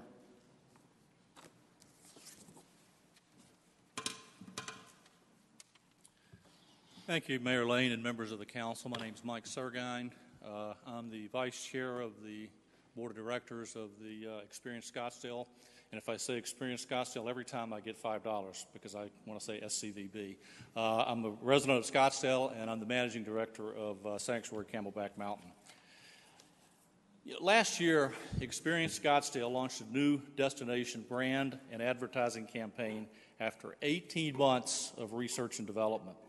During these months, Experience Scottsdale uncovered the best tactics to appeal to current and future travelers. In consumer testing, after viewing Experience Scottsdale's new ads, potential interest in visiting Scottsdale increased by 25%. The ads appealed to potential visitors no matter their age, geography, or familiarity with Scottsdale. Throughout the past fiscal year, these ads have been placed in zip codes where our consumers live: New York, Chicago, San Francisco, Denver, Canada, and other locations. They were placed in high-end publications like Afar, Golf Digest, and Bon Appetit. Experience Scottsdale's mission is to brand the entire region so that important, affluent visitors choose Scottsdale. No other organization is tasked with that responsibility, and no other organization promotes the entire region to not only leisure visitors, but to meeting and incentive planners. The past fiscal year, their efforts have resulted in more than 500 future group bookings in Scottsdale area hotels and resorts. Scottsdale was featured in more than 1,000 articles in publications like Sunset and Washington Post. And Experience Scottsdale educated nearly 4,000 travel agents and tour operators on how to best sell Scottsdale vacations. Many businesses, both large and small, in all parts of the city rely on Experience Scottsdale because no other one business can generate as much national and international business as Scottsdale. Experience Scottsdale, formerly CVB, is the envy of other CVBs around the country. And the reason being, they excel in everything they need to excel in. Their ROI, return on investment, is one of the top in the country. Their research is beyond reproach. Their leading edge marketing. Some of the advertising campaigns that they did in New York City and Chicago when there was 4 feet on the snow on the ground was remarkable. I would also tell you that the executive committee, the board of directors, and the membership of Experience Scottsdale are not just hotels and resorts. It's hotel and resorts, it's restaurants, it's bars, it's the golf industry, and it's retail. And all of them are overwhelming in their praise of what Experience Scottsdale has done. I encourage you to please approve this 5-year plan, and I thank you for your time. Thank you, Mr. Surgoin. Mr. Jack Miller, followed by Mr. French Thompson. Thank you, Mayor and Council. My name is Jack Miller. I am the chairman of the of the Experience Scottsdale, the Convention and Visitors Bureau. I will not get $5 for that. I'm not sure we all understand. People don't just choose Scottsdale. I've been in the hotel business now for 40 years. Of that 40 years, I have served on over 18 CVBs. I know, I'm old. The reality is, I have never been with a more efficient, highly talented group of people than the one I get to work with here. And let's just be clear, as nice as I am, hoteliers are bound and determined to have the best CVB they can. I've been in cities where it was the opposite. And we fought very hard to change that city's CVB. There's no call for that here. The hotels that generate those tax dollars by those customers walking through those doors, those hotels have owners. Those owners are bound and determined to put their dollars in cities where they can reap the benefits. But our city gets the benefit of a great CVB who causes more and more to come. Notice this, we've had 4 years of prosperity, but supply is growing across the United States right now. Austin, Texas is adding almost 2,000 rooms. That is a major competitor to us. Other cities are doing the same. We must have a Convention and Visitors Bureau that is seasoned like ours is, the leadership like we have. Know this, our game changer, and we all talk about game changers in the business, our game changer is the CVB, Experience Scottsdale. We sell experiences. That's why people come here. And the fact that we've been able to prosper, don't assume that that's an entitlement to the future. It is not. I look across this city, and it's an awesome city. And that $10 million that someone was speaking about, the other half of that goes to our city to spend as they need to spend it. I ask, what other department in the city, what other third party generates $67 in revenue for every dollar they spend? There's none. I don't have to ask. I knew the answer. But this one does. I think we should all quickly say thank you. We appreciate you. You are awesome. That's what I say, and that's what the tourism community says.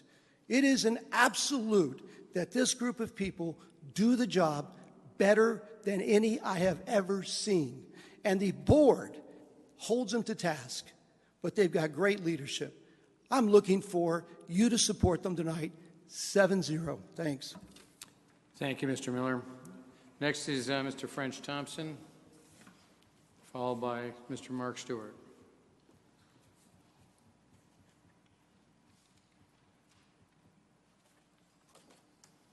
Good evening, Mayor Lane and council members. My name is French Thompson. I'm the president of Scottsdale Gallery Association.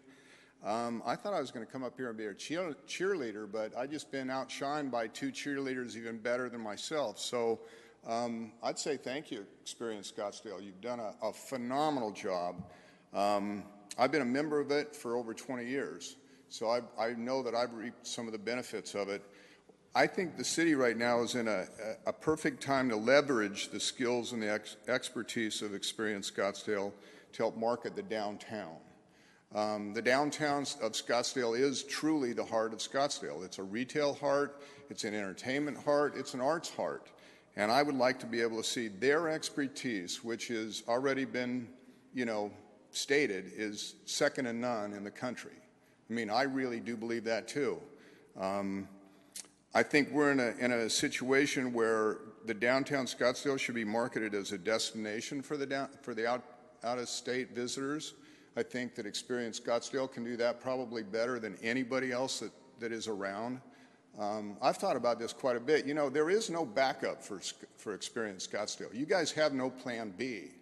I want to be a cheerleader for plan A because I think it's a darn good plan A. But I'd like to take their foremost marketing skills, and they're very capable as a marketing group, and they have the expertise needed to do a first-class job of marketing the downtown. For years, there's been a lot of misinformation and disinformation about the downtown.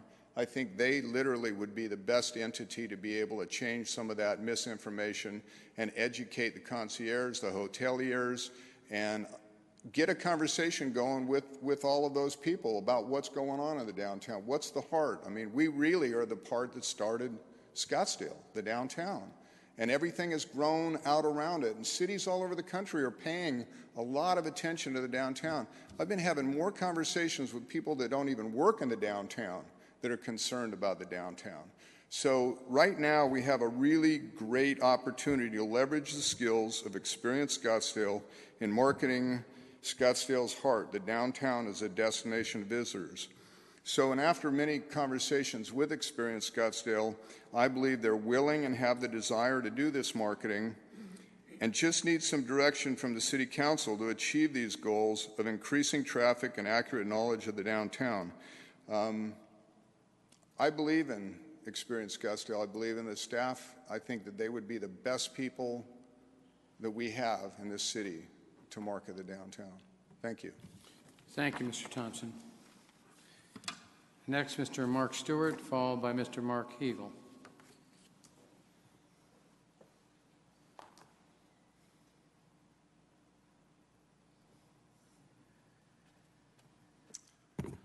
I'm going to ask you to vote no on this contract for a simple reason. This is a classic case of procurement fraud. Procurement fraud is when public officials pay more than the fair market prices for goods and services. That comes from the Arizona Auditor General. I want you to have them answer the following questions, if they have the courage, which I think we all know they can't. What are the well-defined goods and services that they're providing? What are the fair market prices of these goods and services? What are the maximum prices that Experience Scottsdale can pay for these goods and services? We pay more every year, but the market prices for goods and services like media are falling dramatically. In the last 10 years, they've fallen over 50%. In the last 5 years, our expenditures for some undefined basket of goods and services has doubled. That's typically how you spot fraud. How does our basket of goods and services compare to the State Office of Tourism's basket of goods and services? In their contract, they have a specifically defined list of all the things that they do, and they have maximum prices that you can pay for it. I didn't see anything in their contract like that, and I know they don't have it, and here's how I know. I sent some public records requests in, and they told me, well, we're not going to tell you because it's proprietary, but we're not subject to public records laws. Now, we all know that's wrong because they're entirely supported with public money, and our city charter requires that any agent of the city provide all their records and make them open to the public. They refuse to do it. That's a classic sign of fraud. In fact, Mr. Smith pointed that out with the Phil Mickelson deal. That's how I spotted the TPC deal. And if you come to the trial on October 18th, we're going to show how you go through a contract and properly benchmark and define the goods and services. You can do that with any contract. Revenues increase for this tax because hotel rates are going up. Hotel rates are significantly positively correlated to disposable income, which goes up when the economy does well. It doesn't have anything to do with Experience Scottsdale. Tourism's flat here when adjusted for inflation. In fact, it's down. That's not a sign of somebody who's competent. That's a sign of someone who's incompetent. But the real killer is that we're paying more for the incompetence. What about duplication of services? What do the hotels do? What do they do that the hotels don't do? Aren't we just giving gratuitous contracts and paying for gratuitous services for friends of the City Council and friends of the CVB? It appears that way. And let me wrap it up with this. Prop 200 will fall to a legal challenge because the goods and services aren't defined. There's no requirement that you cannot pay more than the fair market prices, so it'll automatically fall to a gift clause challenge. It also violates our city charter anti-subsidy clause. So I urge you all, come down to the trial on the 18th. We're going to have Thank you, the city auditor, Time's Mr. Smith and Mr. Lang. We're going to ask them about how you determined the fair market prices of goods and services. Vote no on this. Protect your own wallet. Stewart, your time's expired. Thank you, Mr. Lang. Thank you. Mr. Mark Hegel.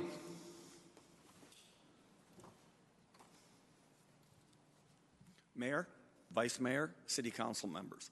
I'm Mark Hegel, President and CEO of the Scottsdale Area Chamber of Commerce, and I represent over 1,100 businesses here in Scottsdale.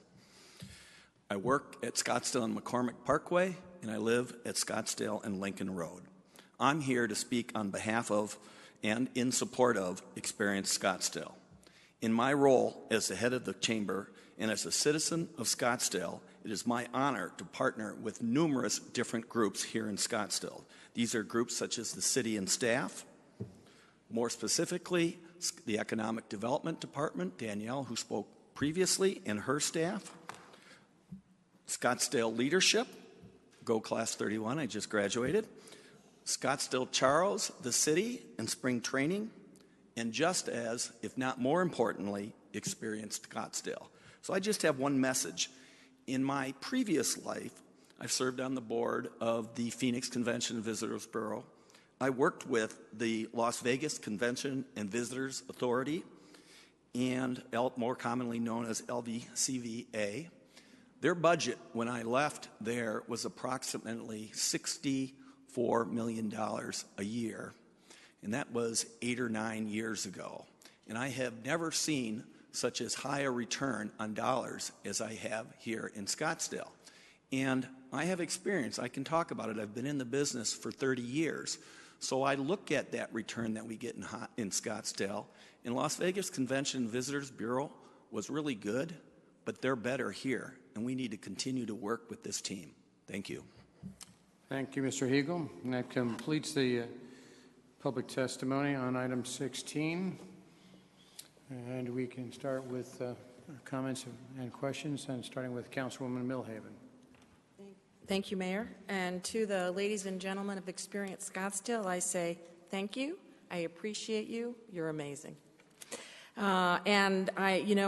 Great organizations strive for continuous improvement, and I think that's what we see here with this contract renewal, that we've taken a great vendor and a great program, tweaked the contract based on some feedback to make it even better, and so I applaud all of the changes that we're making here.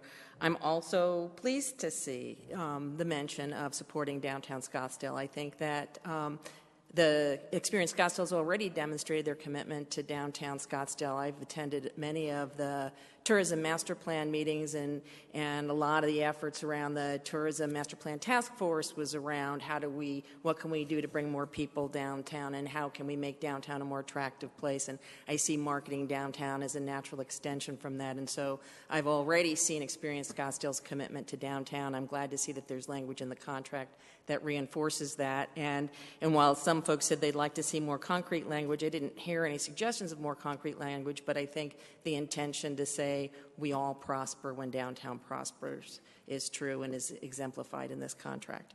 So to that end, I would like to make the motion to adopt Resolution 10895, authorizing the agreement 2017079, City of Scottsdale, with Scottsdale Convention and Visitors Bureau doing business as Experience Scottsdale.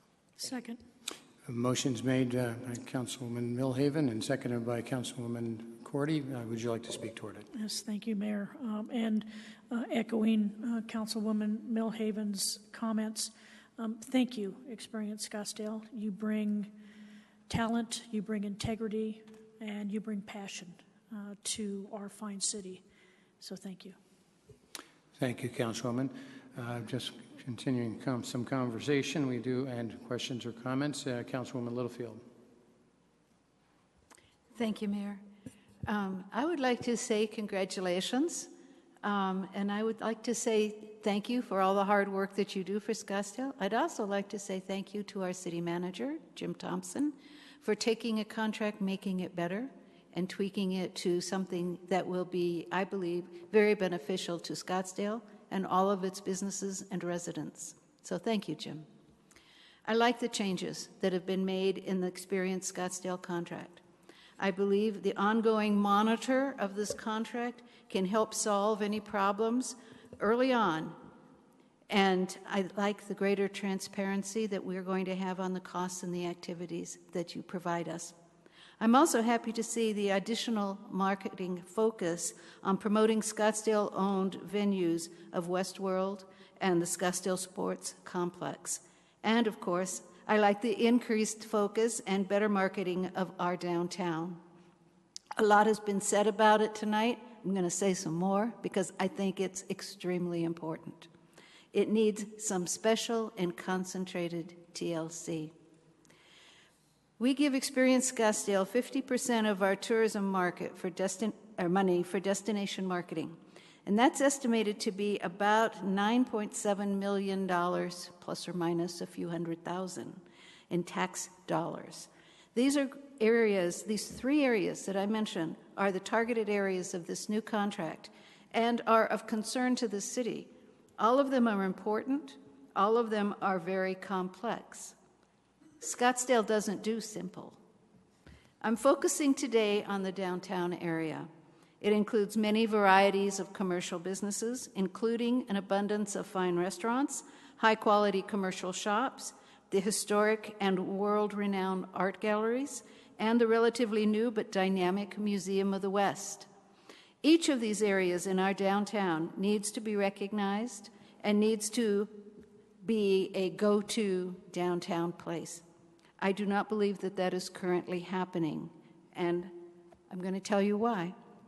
A number of people here in the city have told me they don't understand what the people in the downtown want. They get conflicting issues, conflicting ideas. Nothing is the same from one person to the next. And so I said, okay, I'm going to call around. I'm going to find out for myself. I've spoken to many in this area over the last 3 weeks, and I'm finding at least one very, very large problem that was of overall concern to just about everybody.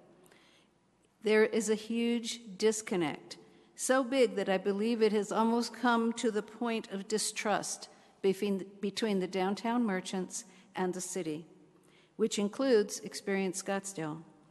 Let me tell you just a few of the comments that I heard, and they are from a number of people that said pretty much the same thing. If I can separate my papers here. We are considered the stepchild for Scottsdale staff. They decide what they want to do, and then they tell us what they are going to do. We are not consulted until after the decisions are made. We need to be advertised at least on an equal footing with others, like the Celebration of Fine Arts. We need to be at the table earlier in the process, before decisions are made. Our input is not considered. These are separate quotes from a lot of different people. So I asked them, well, what do you see as the biggest need and concern that is not being addressed in the downtown area? And their answer to this was very straightforward and fairly unanimous. These followings are pretty close to direct quotes. Many of our customers are from out of town. Often they come in to shop and they say things like, "We are so happy to have found you. No one told us about this part of Scottsdale. We need to work on how to link to the conferences, both online and at the hotels and their meetings. We need to be able to link with the meeting organizers and the conference planners to include the downtown as a destination to discover and find out what made our city's downtown famous in the first place. Maybe we need an Experience Scottsdale special group marketing team to focus and market on downtown so we have more exposure to the visitors when they come here." I think that was a little ironic. "Our hotel visitors don't hear about us." Those are the quotes, and those were pretty much all what they said. So I support Experience Scottsdale, and I certainly plan on approving this contract tonight. I think they do a wonderful job. That doesn't mean that there can't be better things done in the next 5 years. My question, what are your thoughts about marketing this very unique part of Scottsdale? How do you tie it all together as a unique shopping, visiting experience, from the hotels to the museum, to the galleries, to the dinner, to the art walk, and then back again to the hotels? As I said, we don't do simple in Scottsdale, but I'd like to hear your thoughts on how you plan to market this very vital and very unique area of our city. Karen, could you answer that?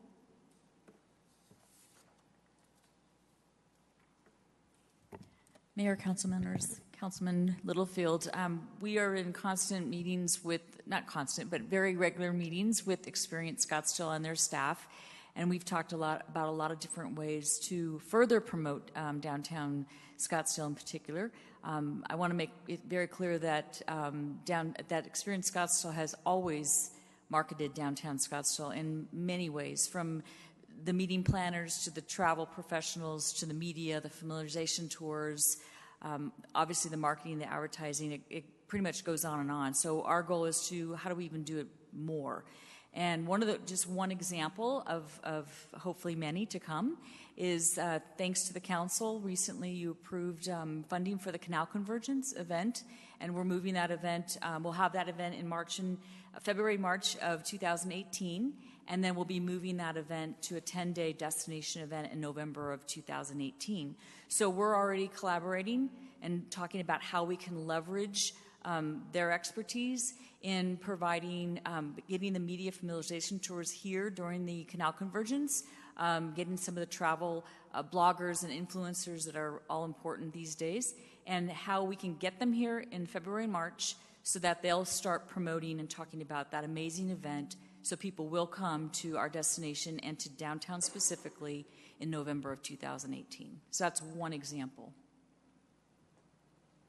Thank you. I'd be very interested to be kept abreast of the others. Thank you. Thank you, Councilwoman. Number one, I want to thank everybody who's been involved with this process with the recognition of what the city's responsibility is with the major, the largest operating contractor we use here in the city, and that's being Experience Scottsdale. It's extremely important that we have, and I want to thank our city auditor, I want to thank our city treasurer, and I want to thank our city manager and anyone, and certainly Experience Scottsdale, their staff, Rachel, yourself, and your board for working together and understanding that there are certain things that have to take place, and there are certain, sometimes it's not all honey and milk and honey kind of thing, but nevertheless, it's a good place. And where we're at, I think, is a lot of good things have been incorporated in this. There's been a little bit of tumble on it. I think one of the things that's interesting to me and is, I think, important for our downtown, as we looked at some of the numbers, it actually just translated into exactly the situation that we saw developing here 2.5 years ago. Downtown was on the same rise up out of the Great Recession as every other part of the city until we made some dramatic changes. We started to talk it down, and it became a problem area. People started to recognize it as an area in turmoil, and I think it drove some people away. Some people just didn't come because the rules had changed. That's the reason that I see for it. Otherwise, it would have followed the same trend line as the rest of the city, as far as I'm concerned. And it was on the upturn for a great number of years. But notwithstanding that, that's something that's in place now. But I do believe that's part of what we're talking about here. What can and what will our contract with Experience Scottsdale contribute now to specific city assets and venues? And one of them is downtown Scottsdale. We've got it specifically laid out. I think that's important. To Mr. Pejman's concern about it not being quantifiable, I certainly do understand that, but there is something about it when you have a professional organization that we've invested in a tremendous amount of the city resources to do exactly what you do, and making sure that we have the coverage, we do have the return on city assets, that's those tax funds, that are recovered here, to city properties and downtown into those venues that we talked about. I would only say that it's implied that we're going to be looking to see specifically how that translates as far as the support for downtown, the support for Westworld, support for the museum. How does that translate, and how can we demonstrate that when the time comes around to make the judgment on that? But other than that, I think, and I don't think that that's outside the realm of what will and can be done, and I think it'll be positive for us all to be looking at that, and hopefully positive for downtown. There hasn't been a period of time that I've been here, and it's been quite a while, that we spent as much money on downtown as we have in the last year and a half. It's incredible the amount of money that we've thrown into this in studies and actions and opportunities and it's obviously having exactly the opposite effect. It's rolling down the other direction, as was pointed out by Mr. Pejman's graph. So we've got to think of a better way to do it and make sure we're talking up downtown. It's a great place and frankly has done some great things over the years. So I'm looking forward to this. And again, I want to congratulate everybody for their part in putting this together and with the recognition that it's an important component for the city and for the taxpayers and for our business, our major industry, which is tourism. So with that, I just would want to say thank you to everybody, and we want to move forward positively, and I'm hoping for a 7-0. So thank you very much. Councilman Smith. Thank you, Mr. Mayor. And I'll echo what everybody else has said. Thank you to everybody involved in this contract. I made a comment to somebody that this contract probably should not be on consent. It is the one of the largest contracts that we have with a partner, and I think the public deserves to know how and why we've made this award again to Experience Scottsdale, not the CVB, Experience Scottsdale, Jack. Besides which, I think you all would have missed a real love fest had you not had this on regular agenda, all the complimentary comments, because I think it's a great history since 1977 or whatever. It's a great history of growing together and promoting our mutual interests. I think the things that you heard tonight, take to heart. There is a great concern about the downtown area, and whether it's a concern about the declining sales or a concern about the lack of promotion, whatever.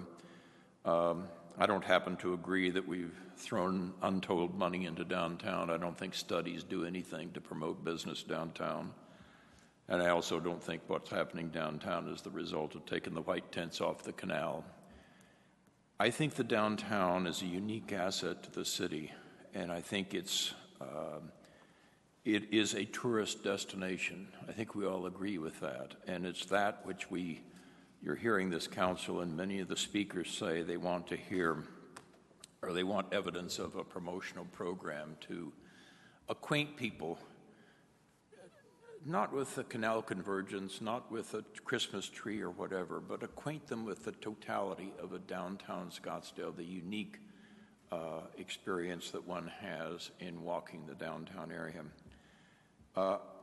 I too would love to see stronger words. I would like to see something other than whatever the slide said, assist the city in promoting downtown. I don't know whether you can come up with some metrics working with city staff, whether you can come up with a way of measuring the effort that you're putting in. But I would certainly encourage you to do that, because we are going to be looking for evidence that this part of the tourism destination advertising marketing program is a reality.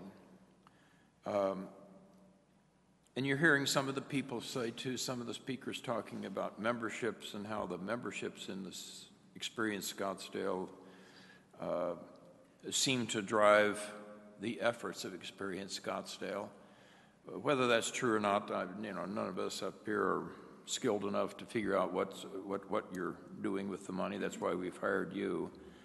But certainly we want to be sure that the tourist destinations of Scottsdale get an A1 top priority for our $10 million over and above what any other member might get by paying a membership of $1,000 or whatever. So be sensitive to that message. I'll echo what many people have said here. We look forward to working together for another 5 years. We look forward to another 5 successive years of growth and prosperity for the city. And I think we have made improvements to the contract, and we'll always work to make improvements. But thank you all for your efforts. Thank you, Mayor. Thank you, Councilman. Councilman Phillips. Thank you, Mayor. I'm usually the first to speak, so it's kind of strange to be the last. One, Mr. Miller, that was a great speech you gave. I was going to clap, but I thought the mayor would shut me down, so I didn't. But, I've known Rachel for, 5 years now, maybe 6 years. I haven't been here as long as most other people.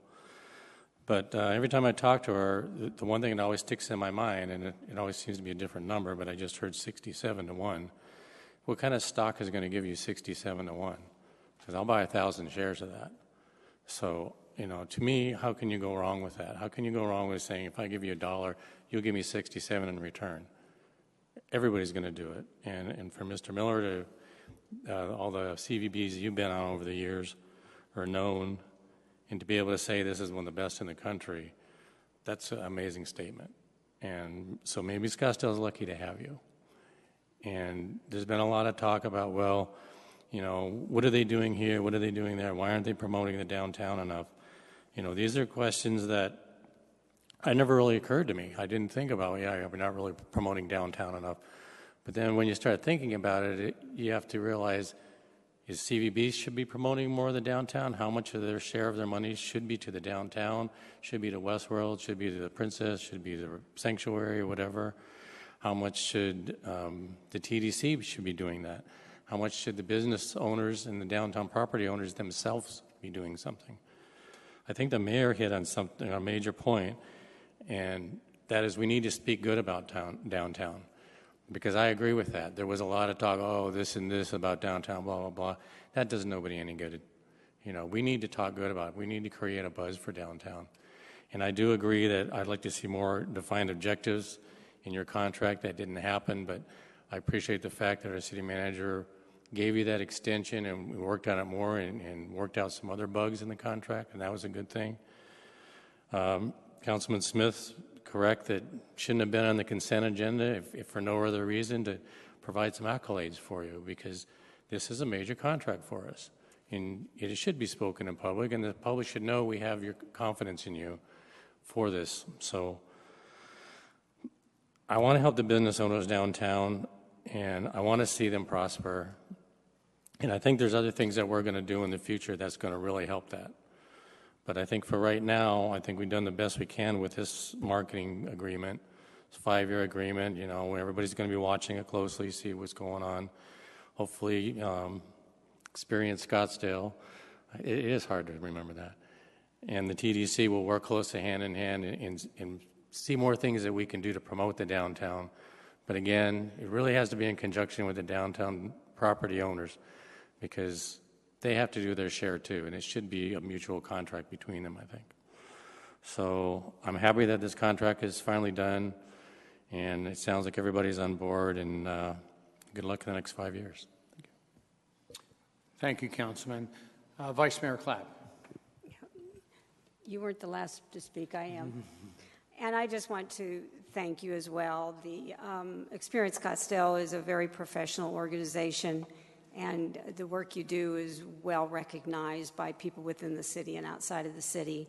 I think that French Thompson probably said many of the things that I was thinking, that, you know, he's a retailer downtown, and he loves the organization and wants to help in any way to make it better, and wants to find ways to work within the organization to make the downtown better, as well as our other city-owned facilities. And I don't want to sit here and tell you how to do that. The language says you're going to assist in helping promote the downtown and other city facilities, and that's fine with me.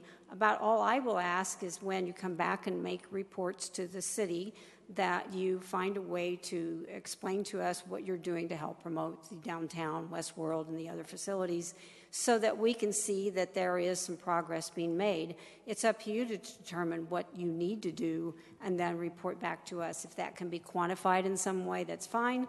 But if it can't, at least verbally try to give us a sense of what you're doing is making a difference in the downtown, for Westworld, for the museum, for the Giant Stadium, and all the things that are owned in the city. And I know that you're going to work closely with Karen Churchard's group to do this, and I don't want to leave her out, because I know that she's got a lot of specific plans for helping to promote downtown as well. So all I can do is encourage you to work together and tell us the things that you're doing that will help improve the area, because it's the heart of the city. We're concerned about it having declined. I don't agree also with some of the reasons that have been stated about why it's declined, but it has. And so we need to, and I think it's because we're not promoting enough. I really believe that's probably the major reason. Marketing and promotion is what makes a difference many times to keep growing an area or a business or whatever it is. So thank you. I think you're going to have your 7-0 vote, and we appreciate that you'll be coming back to us and giving us reports from time to time. Look forward to hearing about all the progress you're going to make over the coming year and actually the next 5 years. Thank you. Thank you. You know, one other final thing I'd have to say, even though it's been said differently by some others, there isn't any doubt in, I think, anyone's mind here in Scottsdale that it's not all an accident, but it is most assuredly a joint effort. But there isn't any doubt about it that the efforts by Experience Scottsdale is a major component in what Scottsdale and how it is presented to the world. There's no doubt. And so, irrespective of the marginalization of the statements that have been, it's not held by anybody, I believe, on this council at all, and we recognize that. And in much the same way as we want to be always thinking good, not in a delusional state or anything as far as things are in downtown, but certainly realistically, but being positive about things and what we do, we certainly want that same feeling with Experience Scottsdale. So we're glad to have this opportunity to speak about it in this way. So with that, I think we're then ready then to vote. All those in favor, please indicate by aye and register your vote. Aye. And it is unanimous, 7-0, just exactly what we were looking for. So thank you very much. Have a great year going forward. And it's good to have you here.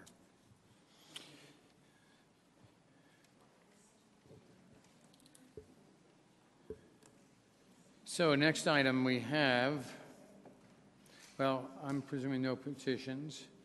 And the next item we have is the Lost Trust Fund Board request. And at the request of Councilman Smith, we're looking to potentially direct staff to review the Lost Trust Fund Board ordinance and to agendize a presentation, discussion, and possible direction to staff regarding potential updates to the ordinance, including suggestions for a new name that would be more indicative of the board's purpose, meeting and membership requirements, and the board's duties and responsibilities. Since this is just a vote to agendize or not, I would ask for a motion as to whether or not to agendize this. Mr. Mayor, I'll make a motion to agendize. Councilman Smith, I'm sorry. I'll make a motion to agendize it. Okay. All right, motion made and seconded. I don't think that, well, there's no further comment that's necessary then. Mayor, if I might, perhaps I could explain why I put this on here, or... Well, I thought it was pretty well laid out there, but okay. If you want to take some more time.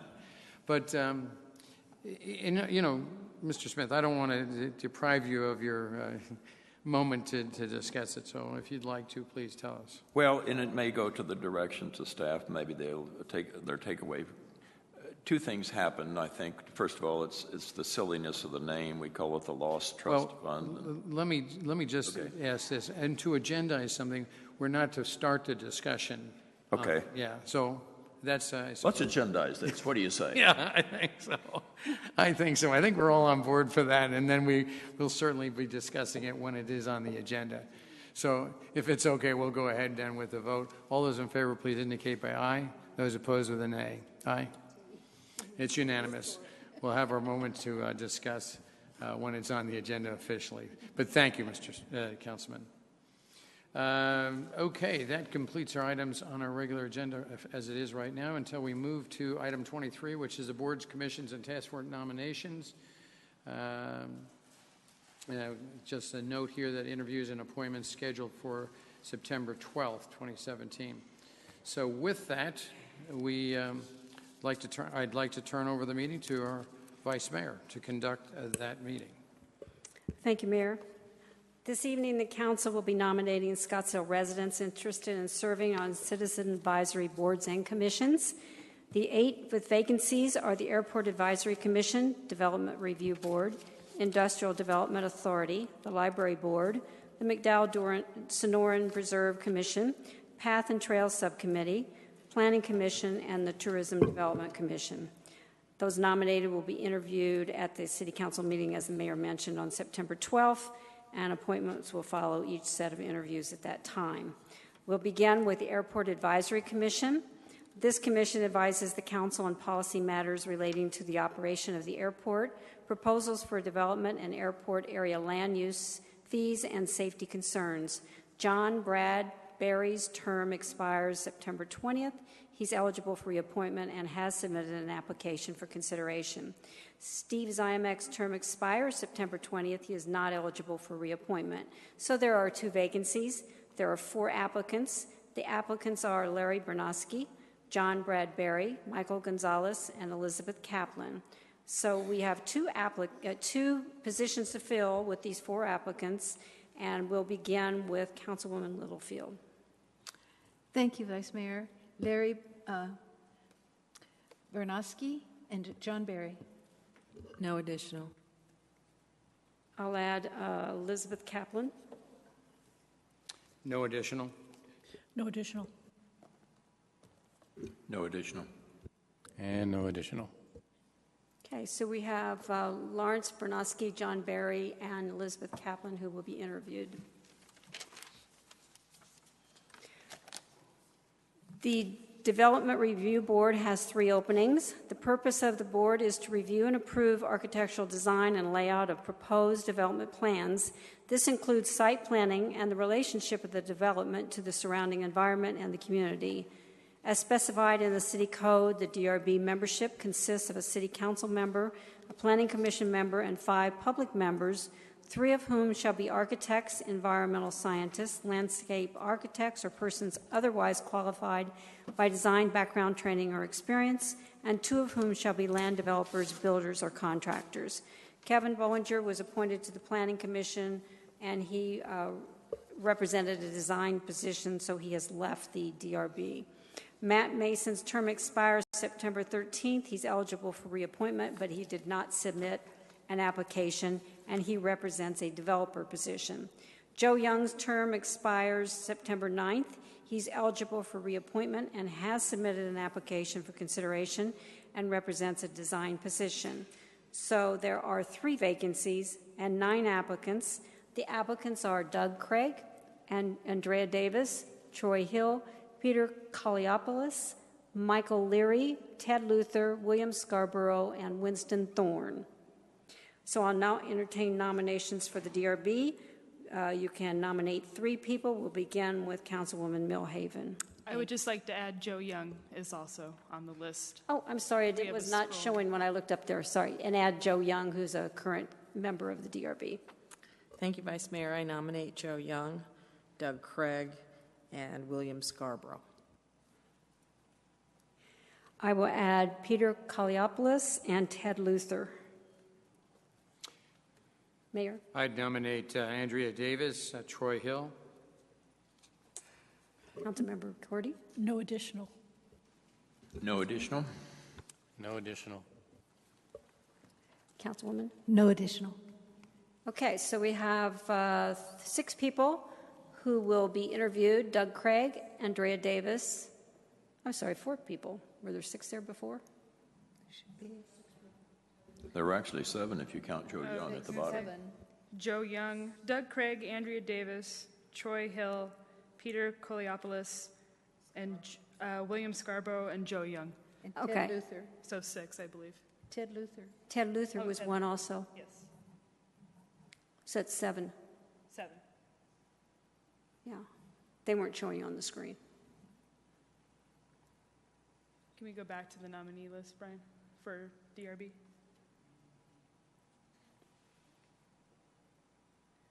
One, two, three, four, five, 6, and yeah, see Joe Young's down there. Yeah, so that's 7. 7. Okay, thank you. They'll be interviewed on September the 12th. Next is the Industrial Development Authority. The purpose of the authority is to issue tax-exempt bonds for certain types of private development for the purpose of attracting new economic activity to the community. There are no formal requirements for this authority. Given the nature of the word, it's suggested that members be comfortable with detailed financial pro forma, feasibility studies, and financial projections. Mark Blonstein's term expires September 13th. He is eligible for reappointment, but he did not submit an application. There is 1 vacancy and 1 applicant. The applicant is John Bradley. So I'll begin with nominations for the IDA with myself and nominate John Bradley. John Bradley. So you probably don't need to have any more. John Bradley will be interviewed. Thank you, Mayor. Certainly. Pretty simple. Just want to make sure backing you up. Okay, got it. Next is the Library Board. This board advises the City Council on general policy relating to programs, services, and future development of the Scottsdale Public Library. Dana Brachia's term expires September 20th. She's eligible for reappointment, however, she did not submit an application. There is 1 vacancy and 3 applicants. The applicants are Dana Rekinnick, Janet Smagilski, and Ruth Walks. So I'll now entertain nominations for the library board. You can have one nominee. We'll begin with the mayor. Nominate Janet Slominski. Dana Recknick. Ruth Wux. That pretty much does it. All three people will be interviewed for the library board. Next is the McDowell Sonoran Preserve Commission. There is one opening. The commission provides citizen oversight for acquisition, preservation, management, and stewardship of the McDowell Mountains and related Sonoran Desert for the benefit of this and future generations. Jace McKeegan's term expires September 9th. He is eligible for reappointment and has submitted an application for consideration. So there is one vacancy and one applicant, Jace Keegan. I'll now entertain nominations for this commission, beginning with Councilmember Cordy. Jace McKeegan. And that does it for that one. We will interview one person for this, Jace Keegan. The Pass and Trail Subcommittee is actually a part of the Transportation Committee, and there's one opening. This subcommittee provides a public forum for issues surrounding paths and trails. Linda Whitehead's term expired November 19th. She is eligible for reappointment, but she did not submit an application for consideration. So there is one vacancy and one applicant. The applicant is Jenna Warner. So I'll entertain nominations for this subcommittee with one nomination from Councilmember Smith. Let me try to decide. How about Jenna Warner? Okay, so we have Jenna Warner nominated, and she'll be interviewed. Next is the Planning Commission. There is one opening on this commission, which makes recommendations to the City Council on all matters relating to the creation of zoning districts, the enforcement of zoning regulations, and amendments to all zoning ordinances. Ali Faki's term expires September 9th. He's eligible for reappointment and has submitted an application for consideration. So there is one vacancy and 6 applicants. The applicants are Anthony Coletta, William Conti, Mark Edelman, Ali Faki, Jill Moritz, and Joanne Phillips. I'll now entertain nominations for the Planning Commission. You can nominate one person, beginning with Councilman Phillips. Ali Faki. Joanne Phillips. No addition. No additional. No additional. No additional. No additional. Okay, we have 2 people who will be interviewed, Ali Faki and Joanne Phillips. The Tourism Development Commission has one opening. This commission advises the council on matters concerning the tourism industry in Scottsdale, as well as the expenditure of revenues from the transnational privilege tax on transient lodging, better known as the bed tax, designated for tourism development. As specified in our code, these 7 members of the commission shall consist of representatives of the tourism industry in Scottsdale, including a minimum of 4 Scottsdale hoteliers, 1 member of Experience Scottsdale, and a balance from elements of the tourism industry. Robert McCrary submitted his resignation effective August 16th. He represents a hotelier position. There is one vacancy and one applicant. The applicant is David Winter. I'll now entertain nomination for this commission, beginning with Councilwoman Littlefield. Thank you. I think I'll nominate David Winter. Thank you. And so that is the list that we have. So David Winter will be interviewed in September. That concludes the nomination process this evening. The staff will contact those who were nominated and provide them with additional information about the interview process. I'd like to thank everyone who applied to serve on citizen advisory boards and commissions. And even if you were not nominated, your application will remain on file for 1 year for consideration at a future date if there are additional vacancies. So I'll turn the meeting back over to the mayor. Thank you very much, Vice Mayor. Excellent job. Got it done in a great time. So with that, I think that concludes all of our business, and I would entertain a motion to adjourn. So moved. Moved Second. in, seconded. All those in favor of adjournment, please indicate by aye. Aye. We are adjourned. Thank you, everyone. Thank you, staff.